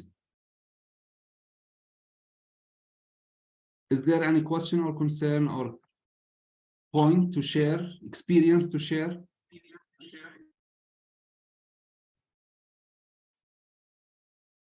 No? Okay. Christophe, you want? Sorry, maybe one question. Yes. With whom, maybe I missed something, but I hope not. But with whom do you negotiate usually? Is it with the local representative office, or is it with the HQ of the institution? Meaning, European Investment Bank, they have their regional office in Cairo. Are you negotiating with the Cairo or with Luxembourg? EBRD, are you negotiating with the EBRD office in Amman or with London? To our local, their local representative in the country that we, if they have a representation in my country, in the country where I'm operating, sure, I will, the negotiation and, let's say, identifying potential investors and funders from our local market. From the local, let's say, if they are having a representation in the country where I'm operating. Federico, maybe you would like to. We were talking about also the barriers to approaching this European Development Finance Institution. The European Investment Bank, they don't have, apart from their office in Cairo, they are not in Amman, they are not in the Beirut, from what I know, at least when I was searching for funds, and it was heavily centralized in Luxembourg. So we were negotiating with Luxembourg, which can be a barrier also, because you need also to travel to go there to make your pitch. So it's yeah, this is so one of it's the I think consideration. Yeah. So Siad, let me share my own experiences. Yeah, please. I mean, sometimes, Christoph, you don't deal directly with let's say the AIB in Luxembourg, and even less with the regional offices, because really they don't have much people on the ground. I mean, that's and okay, this changes from from DFI to DFI. I mean, because they have different business models. EBRD have strong local offices. Same goes for KfW and AFD and so on. But most of the negotiations are with the financial vehicles. I mean, with SANAT funds, with the COPMEDs of this world, rather than with the development finance institution itself. So sometimes what happens is that MFIs don't know that they are receiving funding from AIB, because they are dealing with one of the financial vehicles, and they are not aware that this financial vehicle is receiving funding from the AIB. So sometimes the best address is to get in touch with the financial vehicles.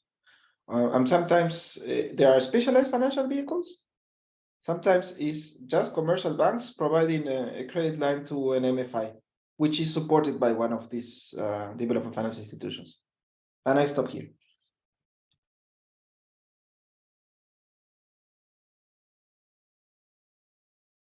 Thank you. I think that this is a barrier. Again, it depends, as Christoph mentioned and Federico. Sometimes adding to the obstacles in the beginning, I think we should mention it. Sometimes the availability, the accessibility to potential DFIs in our local context. It may be traveling to introduce our institution, and it would cost money and cost, let's say, a time that we are not sure as non-bank financial institution that would cultivate the fruit of that visit. Maybe it was not going to get the attention of that funders, and this is maybe institutions should consider that the proximity and how to reach local priority for me, I would say, who has a presence in our local context is much easier for me than going to invest money and travel and go in order to present my case. So yes, that's true.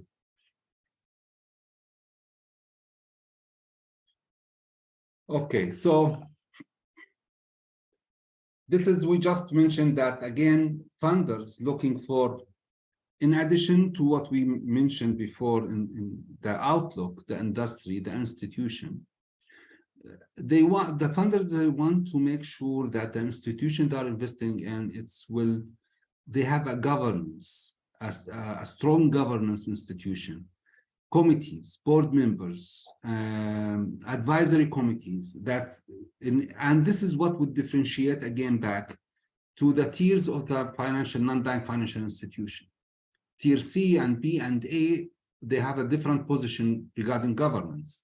What type of board of directors they have, the experience, let's say, the participation with the institution. And we know that there are some institution, and they know that there are some institution with board of directors that they don't meet, or they are not participating effectively, let's say, in their institution. So what level of that, what type of governance that we have, what type of committees that we have at our institution. The legal status is very important. Again, are we regulated? Are we regulated non-bank financial institution? Are we registered non-bank financial institution, NGO, whatever?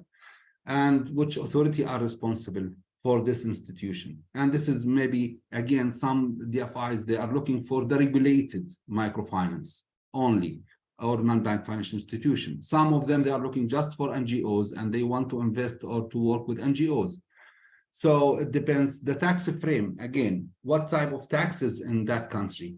Is it a clear tax frame for the institution, or it's not clear? What type of taxes that funders are going to pay in order to be involved in our institution?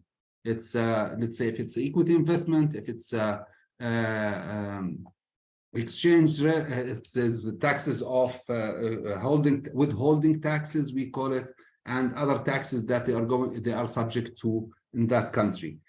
As an investor, the income tax, if they are investing in the equity side, so what type of equity income tax that they have to pay?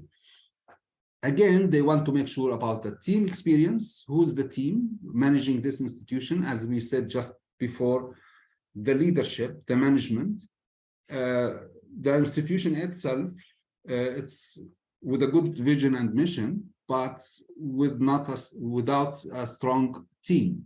So that would affect the decision to make with investment or granting or grants or debt or concessional loans. The track record of the institution, I mean here the credit history of the institution, if they are approaching other financial, or they already get loans from other or credit from other institutions, if they are paying on time, are committed to their liability, etc. So that things that really attracted their attention as a funder in order to decide and to choose among different non-bank financial institutions. Business plan, they have a clear business plan, objectives, KPIs, strategy that identify the way forward for the non-bank financial institution or not. And this is, again, all of these indicators are who are differentiating between the tiers of the microfinance institution and non-bank financial institution. Not only the criteria that we already mentioned in the beginning, but here more and more in depth to see that funders, they are looking deep dive in the details of the institution to make sure that the funds are going to support and enhance the growth of the institution. What are the legal documents that are available in the institution? It's documented or not. Legal documentation, I mean manuals, procedures, systems inside the institution, the knowledge management of the institution, how it manages itself inside the institution. And we know that there are big difference between so many institutions where they are well organized, everything is documented, everything is in the process, manuals, procedures, systems. And on the other side, there are institutions, they lack of all of these, let's say, documentation. So sure, funder, they will look differently to different institutions. Again, ability to grow. And this is very important. In addition to the business plan, strategy, vision, and market competition outlook about the non-bank financial institution, do they have the ability as or enablers inside the institution, competencies of the institution will enable them to grow? And this is another part of a formula that we should take care of. After they deciding the whole thing, reviewing the whole document, yes? If you allow me just to interrupt you here on the documents expected or needed by international funders, is that the transparency reflected by external auditing reports. It's very important that NBFIs have or conducted external audit on an annual basis. For example, in our region, it's popular by Deloitte or PwC or Talal Abu Ghazali. So all these financial audit reports are important, and it will be requested by the international funders to check the financial records and also to see if there are some findings related to corruption or money loss in the institution. Thank you. Yes, thank you, Mazen, to mention this. I actually, yeah, that's true. The requirements of track record of institution, it's part of it. It's the audited financial statements.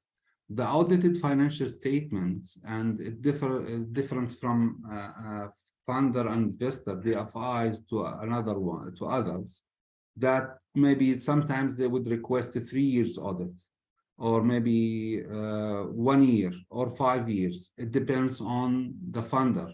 But usually, financial institution, non-bank financial institution, according to the registration in most of the countries, they have to present an audited financial statement, or they have to comply with the law that to prepare an audit report on a yearly basis.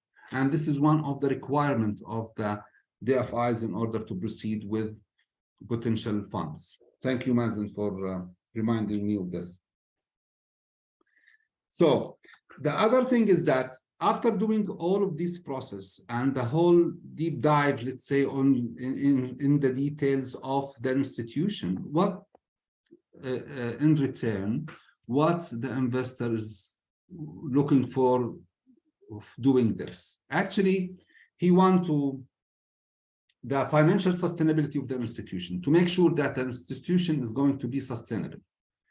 It has achieved its impact financially, socially, environmentally, economic development goals, women-led businesses, financial inclusion. All of these, they want to make sure that there is a social mission that it's achieving. On the same time, they are expecting from the institution that to continue to comply with regulation and regulatory requirements. Either it's regulated under the central bank or the other Ministry of Finance. It depends on the country where they are operating. And actually, maybe it's a Ministry of Social Affairs, if it's they are NGOs, etc. But again, it's reporting financial information, lending standards, minimum capital requirement. This is the requirement of different from country to country. Transparency and accountability. And this is again, the performance of the microfinance, non-bank financial institution activity, and the impact of the funding they receive, to report it very transparent and in an accountable way, that they are responsible of the results that they are providing.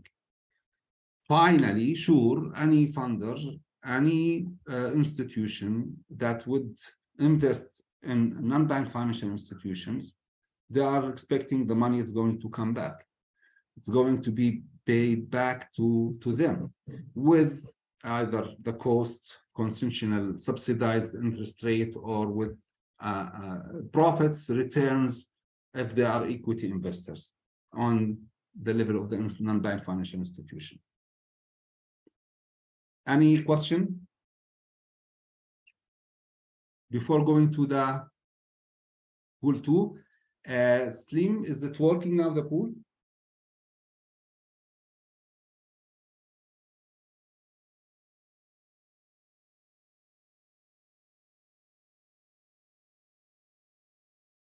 Slim?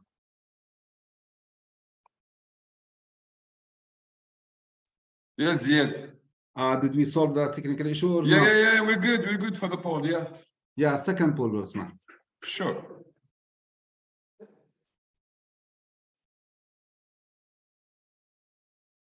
I'll stop sharing. Can you see my screen? Yes, yes. Okay. Ziad, we have 10 out of 21. So you want me to go ahead and share the result?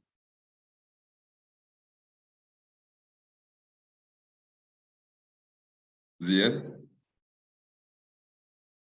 Sorry, I was muted. Sorry. Yeah, I was saying.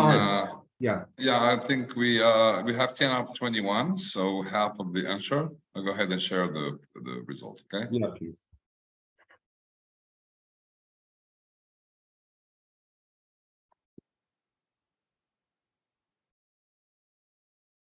Can you see the result? Yes, I can see it now. Yeah. Okay. So the main challenges or difficulties to provide information about is mainly it's social and financial sustainability, which is the main double bottom line of the non-bank financial institution or MFIs. So if I understood the reply or the logic behind is that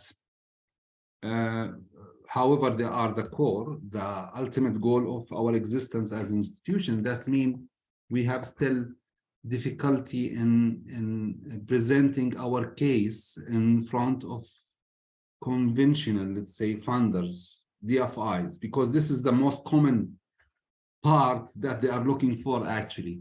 As a funder, if they are going to either invest or provide concessional loan or they want to make sure that the data they receive, it goes, it meets the requirement at the early stages, which is a social mission, very clear social mission reporting mechanism, and financial sustainability again. If I understood, let's say the answer. If anyone could explain why he chose this, his answer, and with this regard, what was the answer?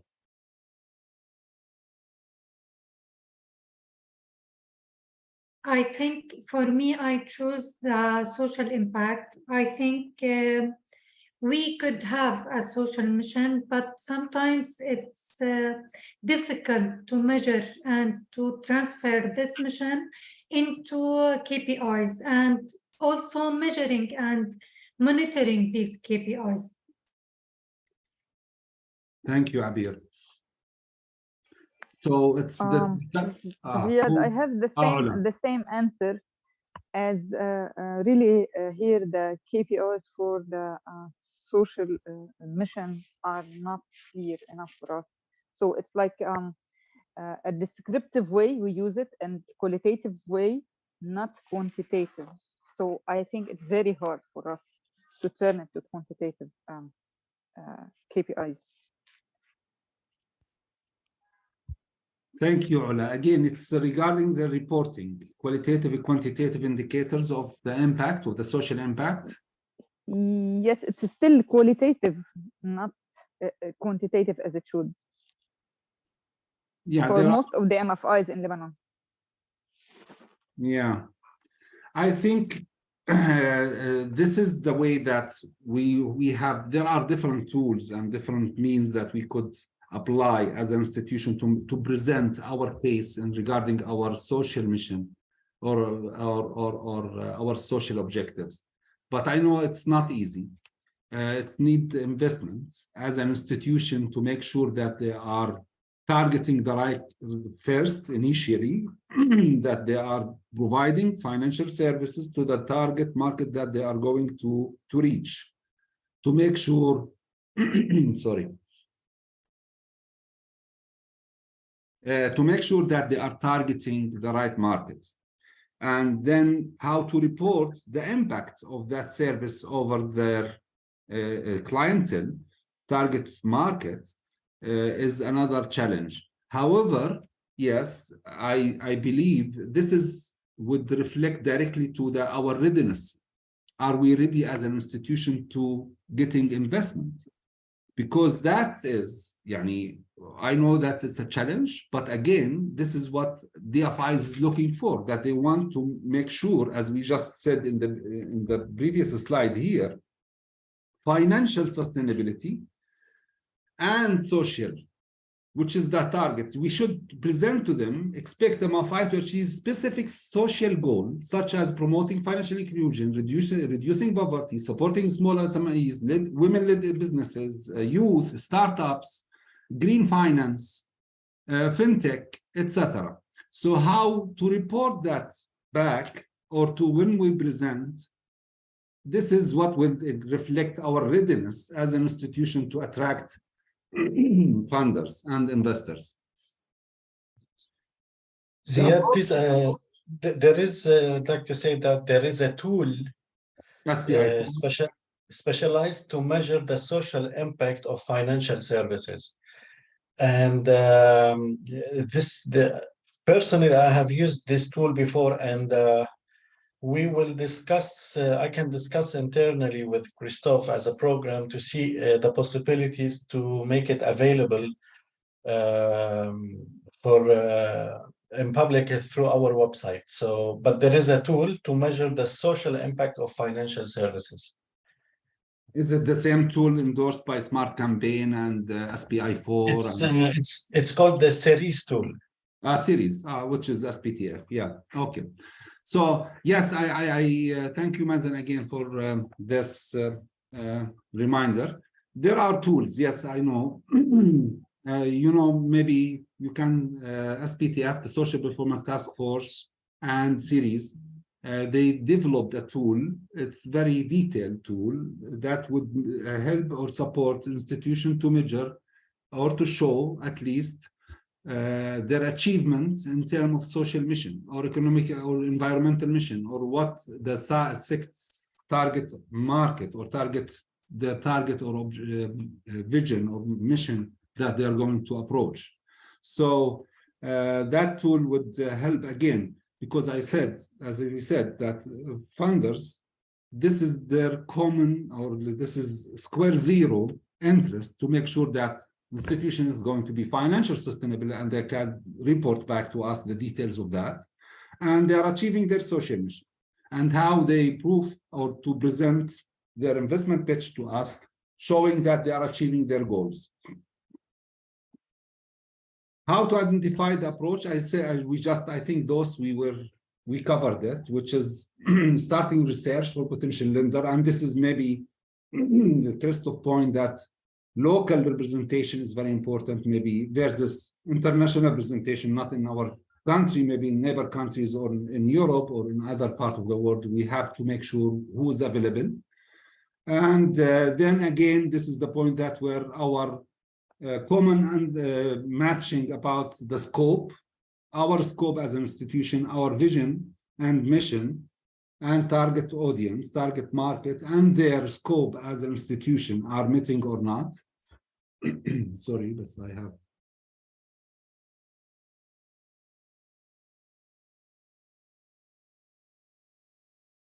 Also, we have to present a very clear business plan, the strategy for the institution, for any lender that we are approaching, that our institution has a goals and a roadmap how to achieve that goal within the coming 3 to 5 years.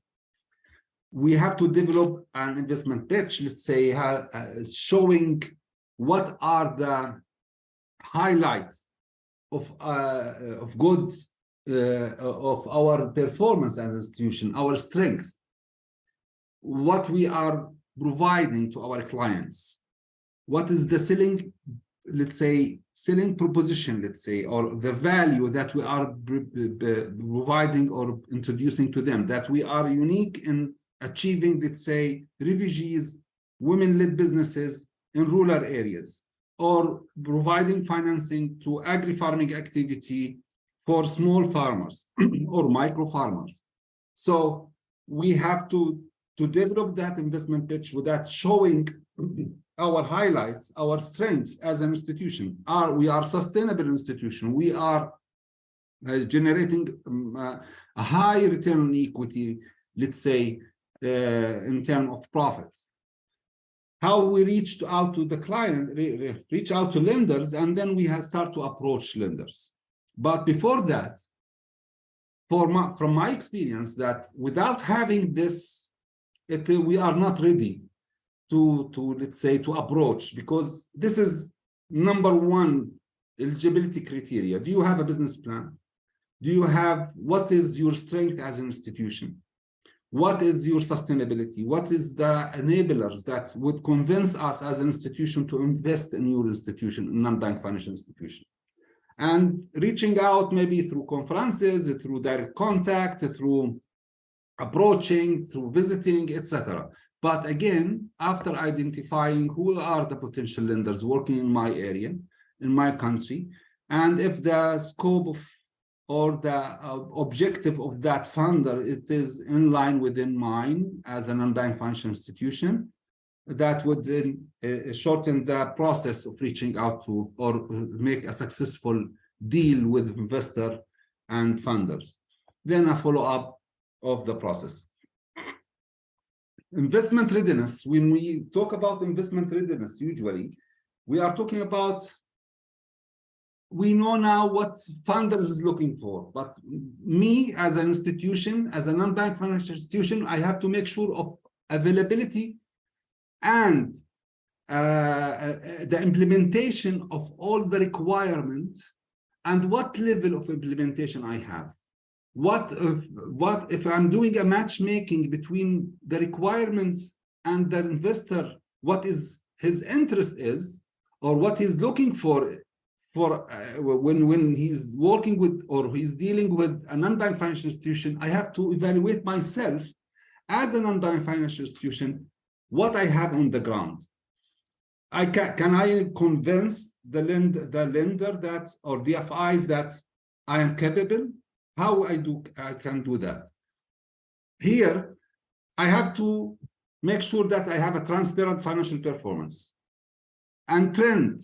And this is a trend for the last 3 years. Financial performance, either audited financial statements, portfolio reporting, ratio analysis, all the requirement that would attract the attention of the investor. Compliance, that I comply with the regulation, policies, and laws in my country.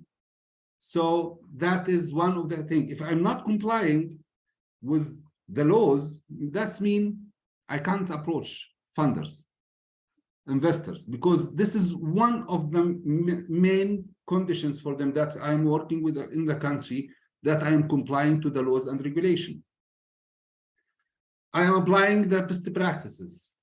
I have a good governance and the management team with a strategic vision for the institution. I have an excellent portfolio quality, and I have a reporting mechanism, as we just mentioned before. We have a strong profitability, efficiency trends, and this is, again, if we don't have it, then we want to compromise how we approach what type of funders that I would approach. Cost recovery pricing. Is our product priced fairly, that it's going to meet the client's expectation and it recover my cost, or the pricing is lower than the real cost of providing the service? If I'm doing rating, and this is a preferential, let's say, having a rater rating my institution as an outsider, that would support my investment pitch actually when reaching to funders. Growth. And when we were talking in the beginning about the outlook of the industry, the competitive advantages of the institution, the competitors, do we have a positive perspective for growth for the future, or the market is full of practitioners, full of a non-bank financial institution, clients are over in debt, and no room for growth? Strong visionary leadership and governance. This is repeated, actually, yes. Okay, any question here?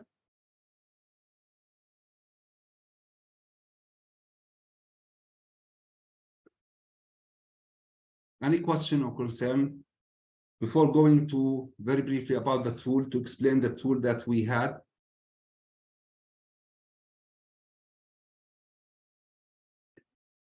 Within the coming 10, 15 minutes. Hello? Any question? Okay.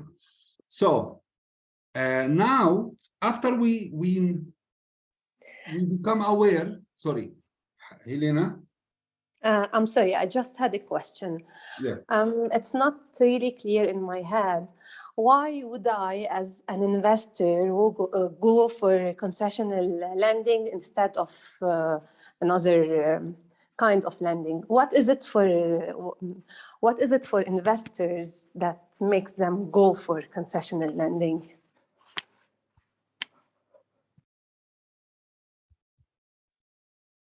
a good question, actually. Yes.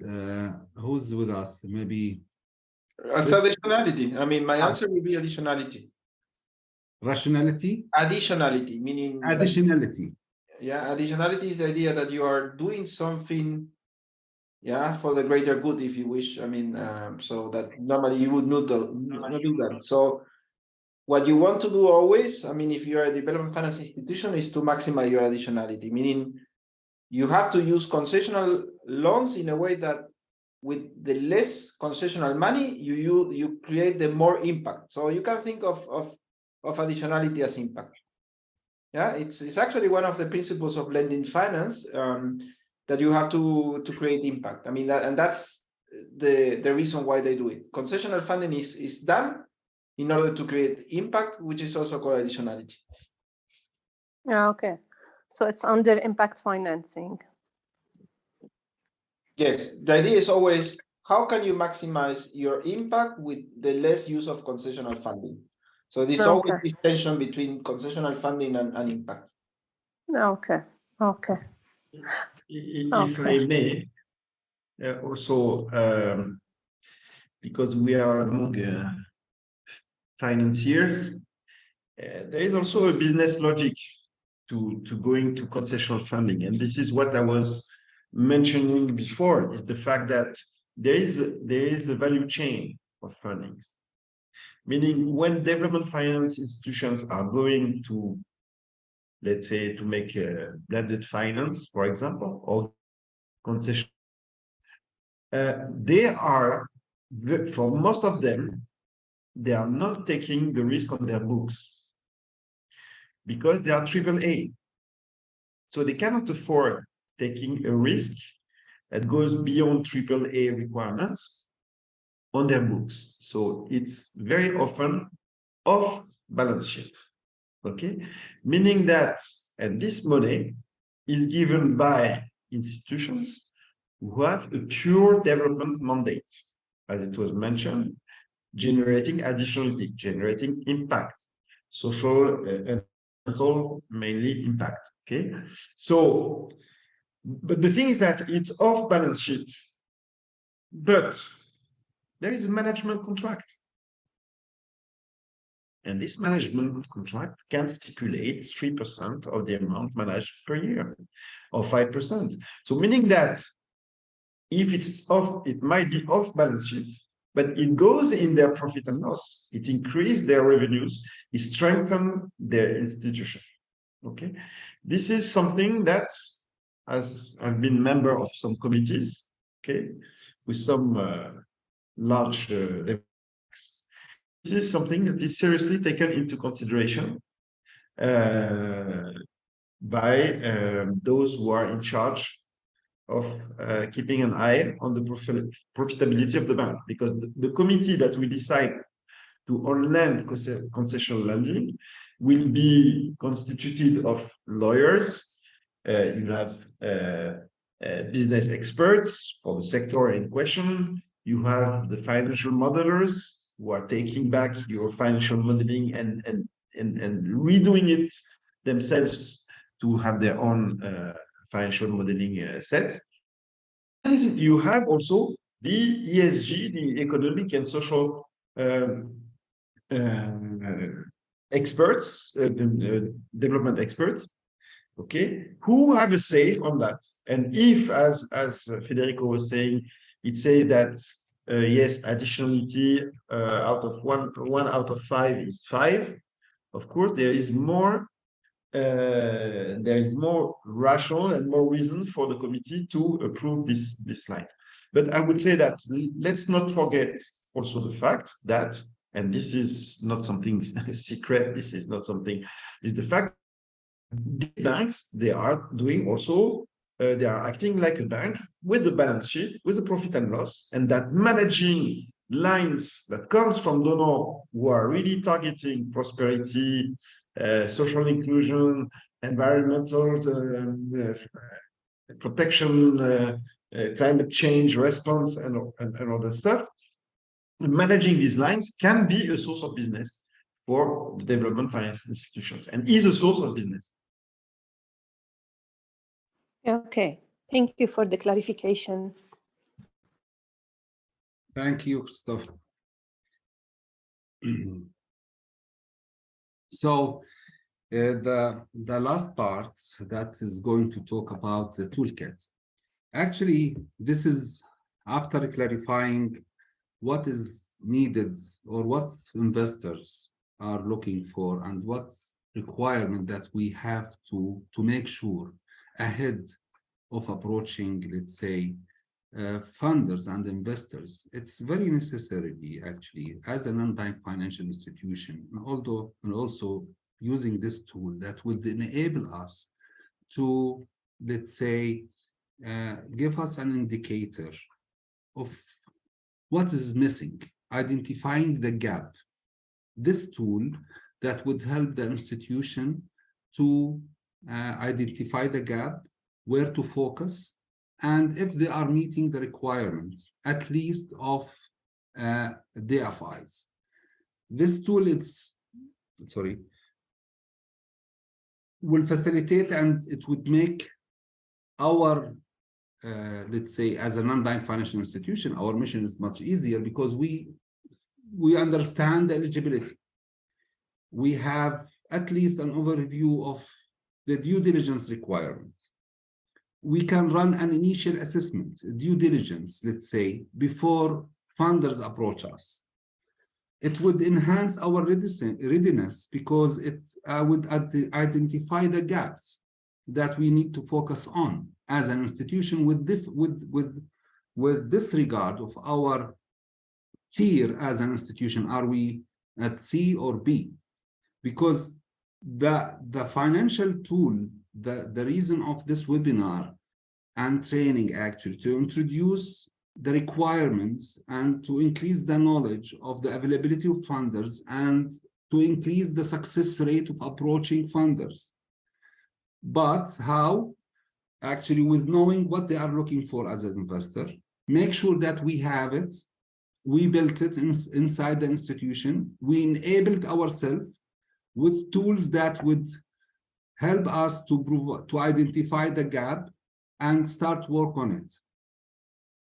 For investors, visiting or approaching or start to do a due diligence for an institution that apply for fund, and they did the initial assessment, that would facilitate and shortening the due diligence time, because they know that this institution, they had at least the basics, the requirement, the eligibility that we are looking for as an institution. And on the same time that it would increase investors in that institution, because they know that this institution is well structured, it would be attractive for others, and it would diversify source of funds for that institution, in order to achieve their target and to achieve their goals. The toolkit, I know that now we are very quickly, I will go in the tool explaining what it contains. As just said, that was going to be shared, and with maybe any questions in details you need about to use this tool, I would be happy to answer at any time. My contacts to support implementation of this tool that would enable non-bank financial institution to measure or to address, to enhance their readiness. As any tool, in the beginning, there are some basic information about the institution, registration, vision and mission, board of directors, leaders, senior managers, staffing, etc. Documentation, and here part of the scoring, that there are a minimum requirement of documentation is needed. And there are questions closed that, do we have, we are registered, yes or no? Do we have 3 years of operation, yes or no? And that, as I said in the beginning, some investors or DFIs, they don't require 3 years of operations. Some of them they require. So we answer here the question, and that would add up to a score. That score will add it up to the end. I will show it to you very briefly, how it would reflect our score in total. And then what is the gap? Because this is the requirement of most of the DFIs. Registration, financial central bank or Ministry of Finance are regulated or not? Do we have manuals and procedures? As we said that they want to make sure funders, investors, that we have the minimum of requirement to make sure that sustain continuity of my business as non-bank financial institution. Do we have a human resources manual, credit manual, loan loss provision policy, saving manual if we provide saving, internal control, etc., financial portfolio information? Do we have audited financial statement for the 3 years, before the last 3 years, etc.? So all of these information added up to a score. If it's more yes, more no, so what is the score here in terms of documentation? Then we will go to another sheet with qualitative assessment scoring. It's talk about the organization in general, information about the organization, and a score from 1 to 5. So, and then we have the governance, board composition, committees, meetings, etc., and financial, let's say, statements reporting, what type of reports that institution is preparing, monthly report of portfolio quality, written off, type of reports that are providing from 1 to 5. The institution is a self-assessment tool that they could just judge what they are providing, that type of report or not, regularly or not regularly, etc. But once you read the questions, it would highlight the importance of having such reports on a regular basis. That would enhance or increase your readiness in front of investors, DFIs. Then another sheet about risk assessment, identifying the risk of my institution in different fields, in different aspects. It says a risk of social mission. Do I perform activities and loans and services that in line with my social mission? Risk, and this is a Q&A, as I said, it's 1 to 5, and you judge yourself as fairly, saying that yes, I measure, does your organization have a clear statement, like this question in the beginning? Do your organization have a clear statement of message that disseminate the target market? Yes or no? It's 1, 2, 3, 5. It's well disseminated, not disseminated, partially disseminated, etc. So that would add to another score. So we have now 3 scores. Risk assessment, other side, security risk, employee risk, financial management risk, inefficiency risk, information system risk, external risk, all are Q questions here with self-assessment tool, added up to a total risk exposure, which is like here 47%. And this is faked info, it's just for showing the result. It's like 47. My risk exposure is 47%, which is 50. That means there are so many gaps here that I have to take care of to improve and to make sure that is implemented. Or at least I know where the risk is come from, what preventive measures that I have to apply, what type of actions that I need to make sure to present to the investor when he comes, that I am aware of this risk, I am aware of that area that I should focus in, and this is my procedure to mitigate the risk probably. So this is the tool that, as I said, identifying the gaps where I should look at what reports should share with investors, showing my understanding of my ability to manage their investment. Then some more details about the history of the portfolio. Number of loans dispersed, repayment, delinquent loans, restructured loans, staff loans, the PAR analysis, portfolio analysis. So all this information is the financial information you have to feed it into the sheet. And with the projection that you have at least a clear financial projection for the coming 3 years, the following 3 years. So you predict your prediction, as we said, the investors, he want to make sure that you have a clear vision of the future, you have a strategy, you have a financial projection model, that you already set a targets and KPIs for you to measure or to achieve. So here, if there is no information, if it's gap, zeros, that means you don't have a strategy or you have a map or you have a plan. So then it would give a different indicator to the investor. And here, income statement within the, after the portfolio, income statement information as according to the SEEP. This is more the terminology that used in this toolkit. It is the according to the terminologies and the definitions of SEEP network, which is the definition of the non-bank financial institution wording and financial statement presentation. Balance sheet again and cash flow, then information about debt, current access to debt or investors with the credit lines, concessional loans, or even shareholder, the donated equity and the capital registered. So in this debt and funding, it shows the structure, the capital structure of the institution and the liability structure. After entering all, feeding in all the data, it becomes here more ratios generated from the system, from the toolkit that shows the efficiency, sustainability, profitability, portfolio quality, staff management, assets and liability management ratios. And that would, let's say, give an indicator of the trend. As you can see here, it includes 3 years past performance and 3 years at least for the coming years.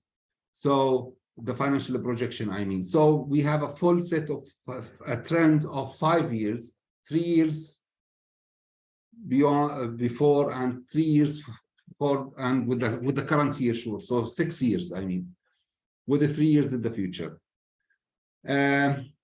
Then all of this information, the data we entered in the sheets of the qualitative assessment, the risk assessment, the basic information, debts, and the financial ratios, it goes to a score in a way that developed that reflect the main ratio, not all the ratios that we represent, in addition to the qualitative assessment and risk assessment score that we developed in the beginning.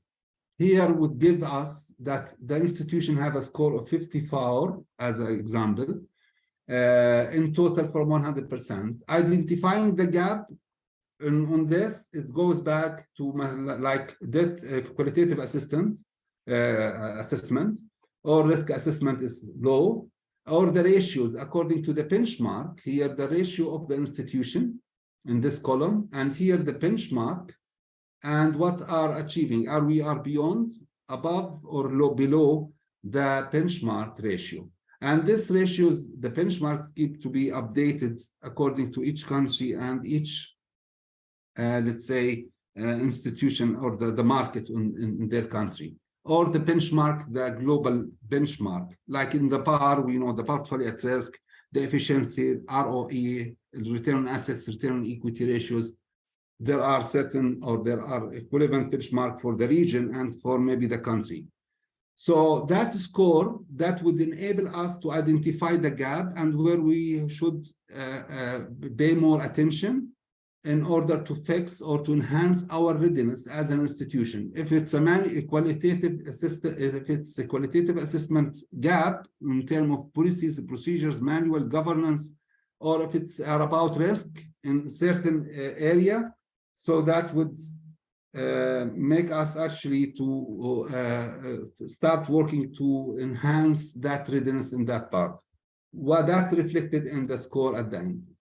Then we have here a dashboard with the main indicators, like this one, which is the qualitative assessment in the 6, let's say 5 aspects. Which one here you can see we have, deficiency. Oops, sorry.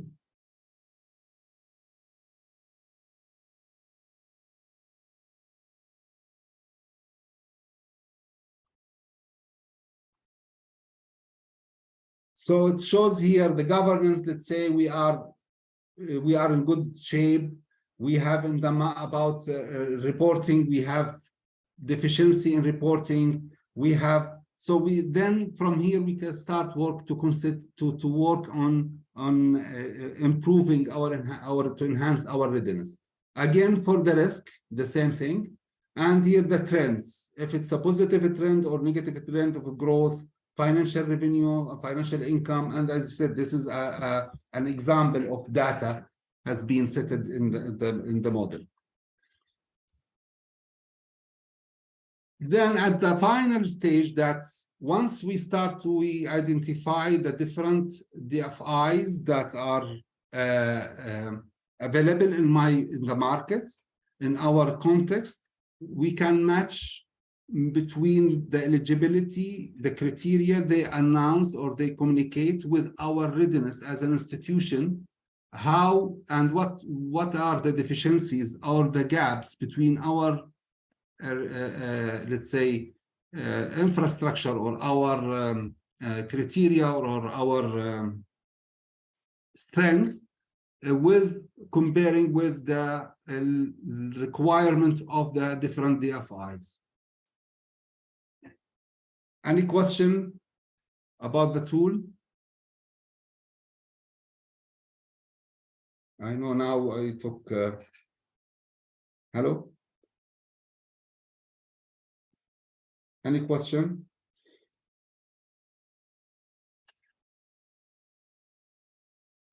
So maybe just to mention that this tool is very comprehensive and is really user-friendly. We may think about if there is a demand. First, it will be available on our website.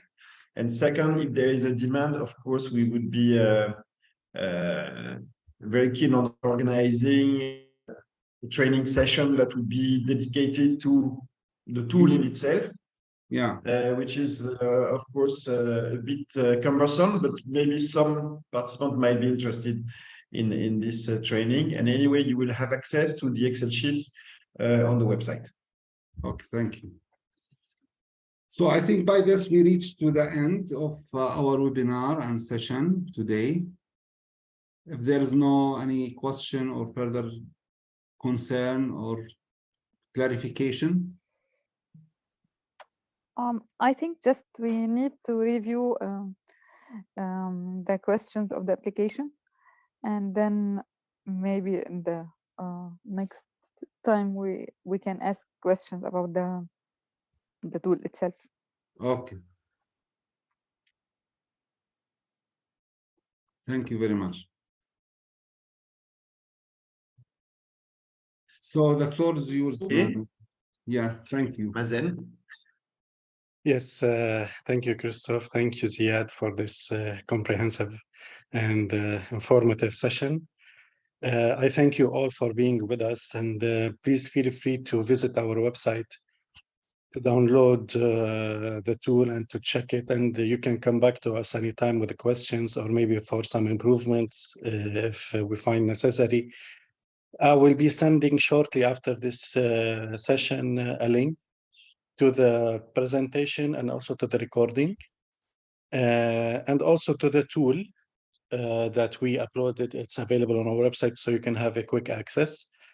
And also an important thing is that the program will be spreading or disseminating a certificate for the persons who attended our sessions, if the 3 sessions or 2 or 1. So we will be sending electronic certificate from the program to you to confirm or certify your presence in the training sessions. Thank you very much again, and we look forward to see you next time in the next available cooperation. Christophe? Thank you very much. Thank you for all participants today, and thank you for those who were with us. I mean, over those last 3 weeks, I think it was extremely enlightening trip towards increasing the impact of NBFIs in terms of through that digitalization, in terms of gender, and now by accessing concessional funding. I would like special thanks to Ziad, who made fantastic job. Thank you, Ziad. It was extremely vivid, lively, we really see that you brought your expertise to and your heart in these 3 sessions. That's, you know, the clue is that we started 22, we are 22. So no casualties on the way. So this is beautiful. Really, thank you so much. I mean, so thank you also, Federico, for participating, I mean, to the development of the tools, and to bringing your experience today, because and I would like to say to those who might be interested in mobilizing the expertise of Federico, Ziad, and Mazen. I guess here you have a dream team that can help you in funding. I hope they are not too expensive, but they are really excellent.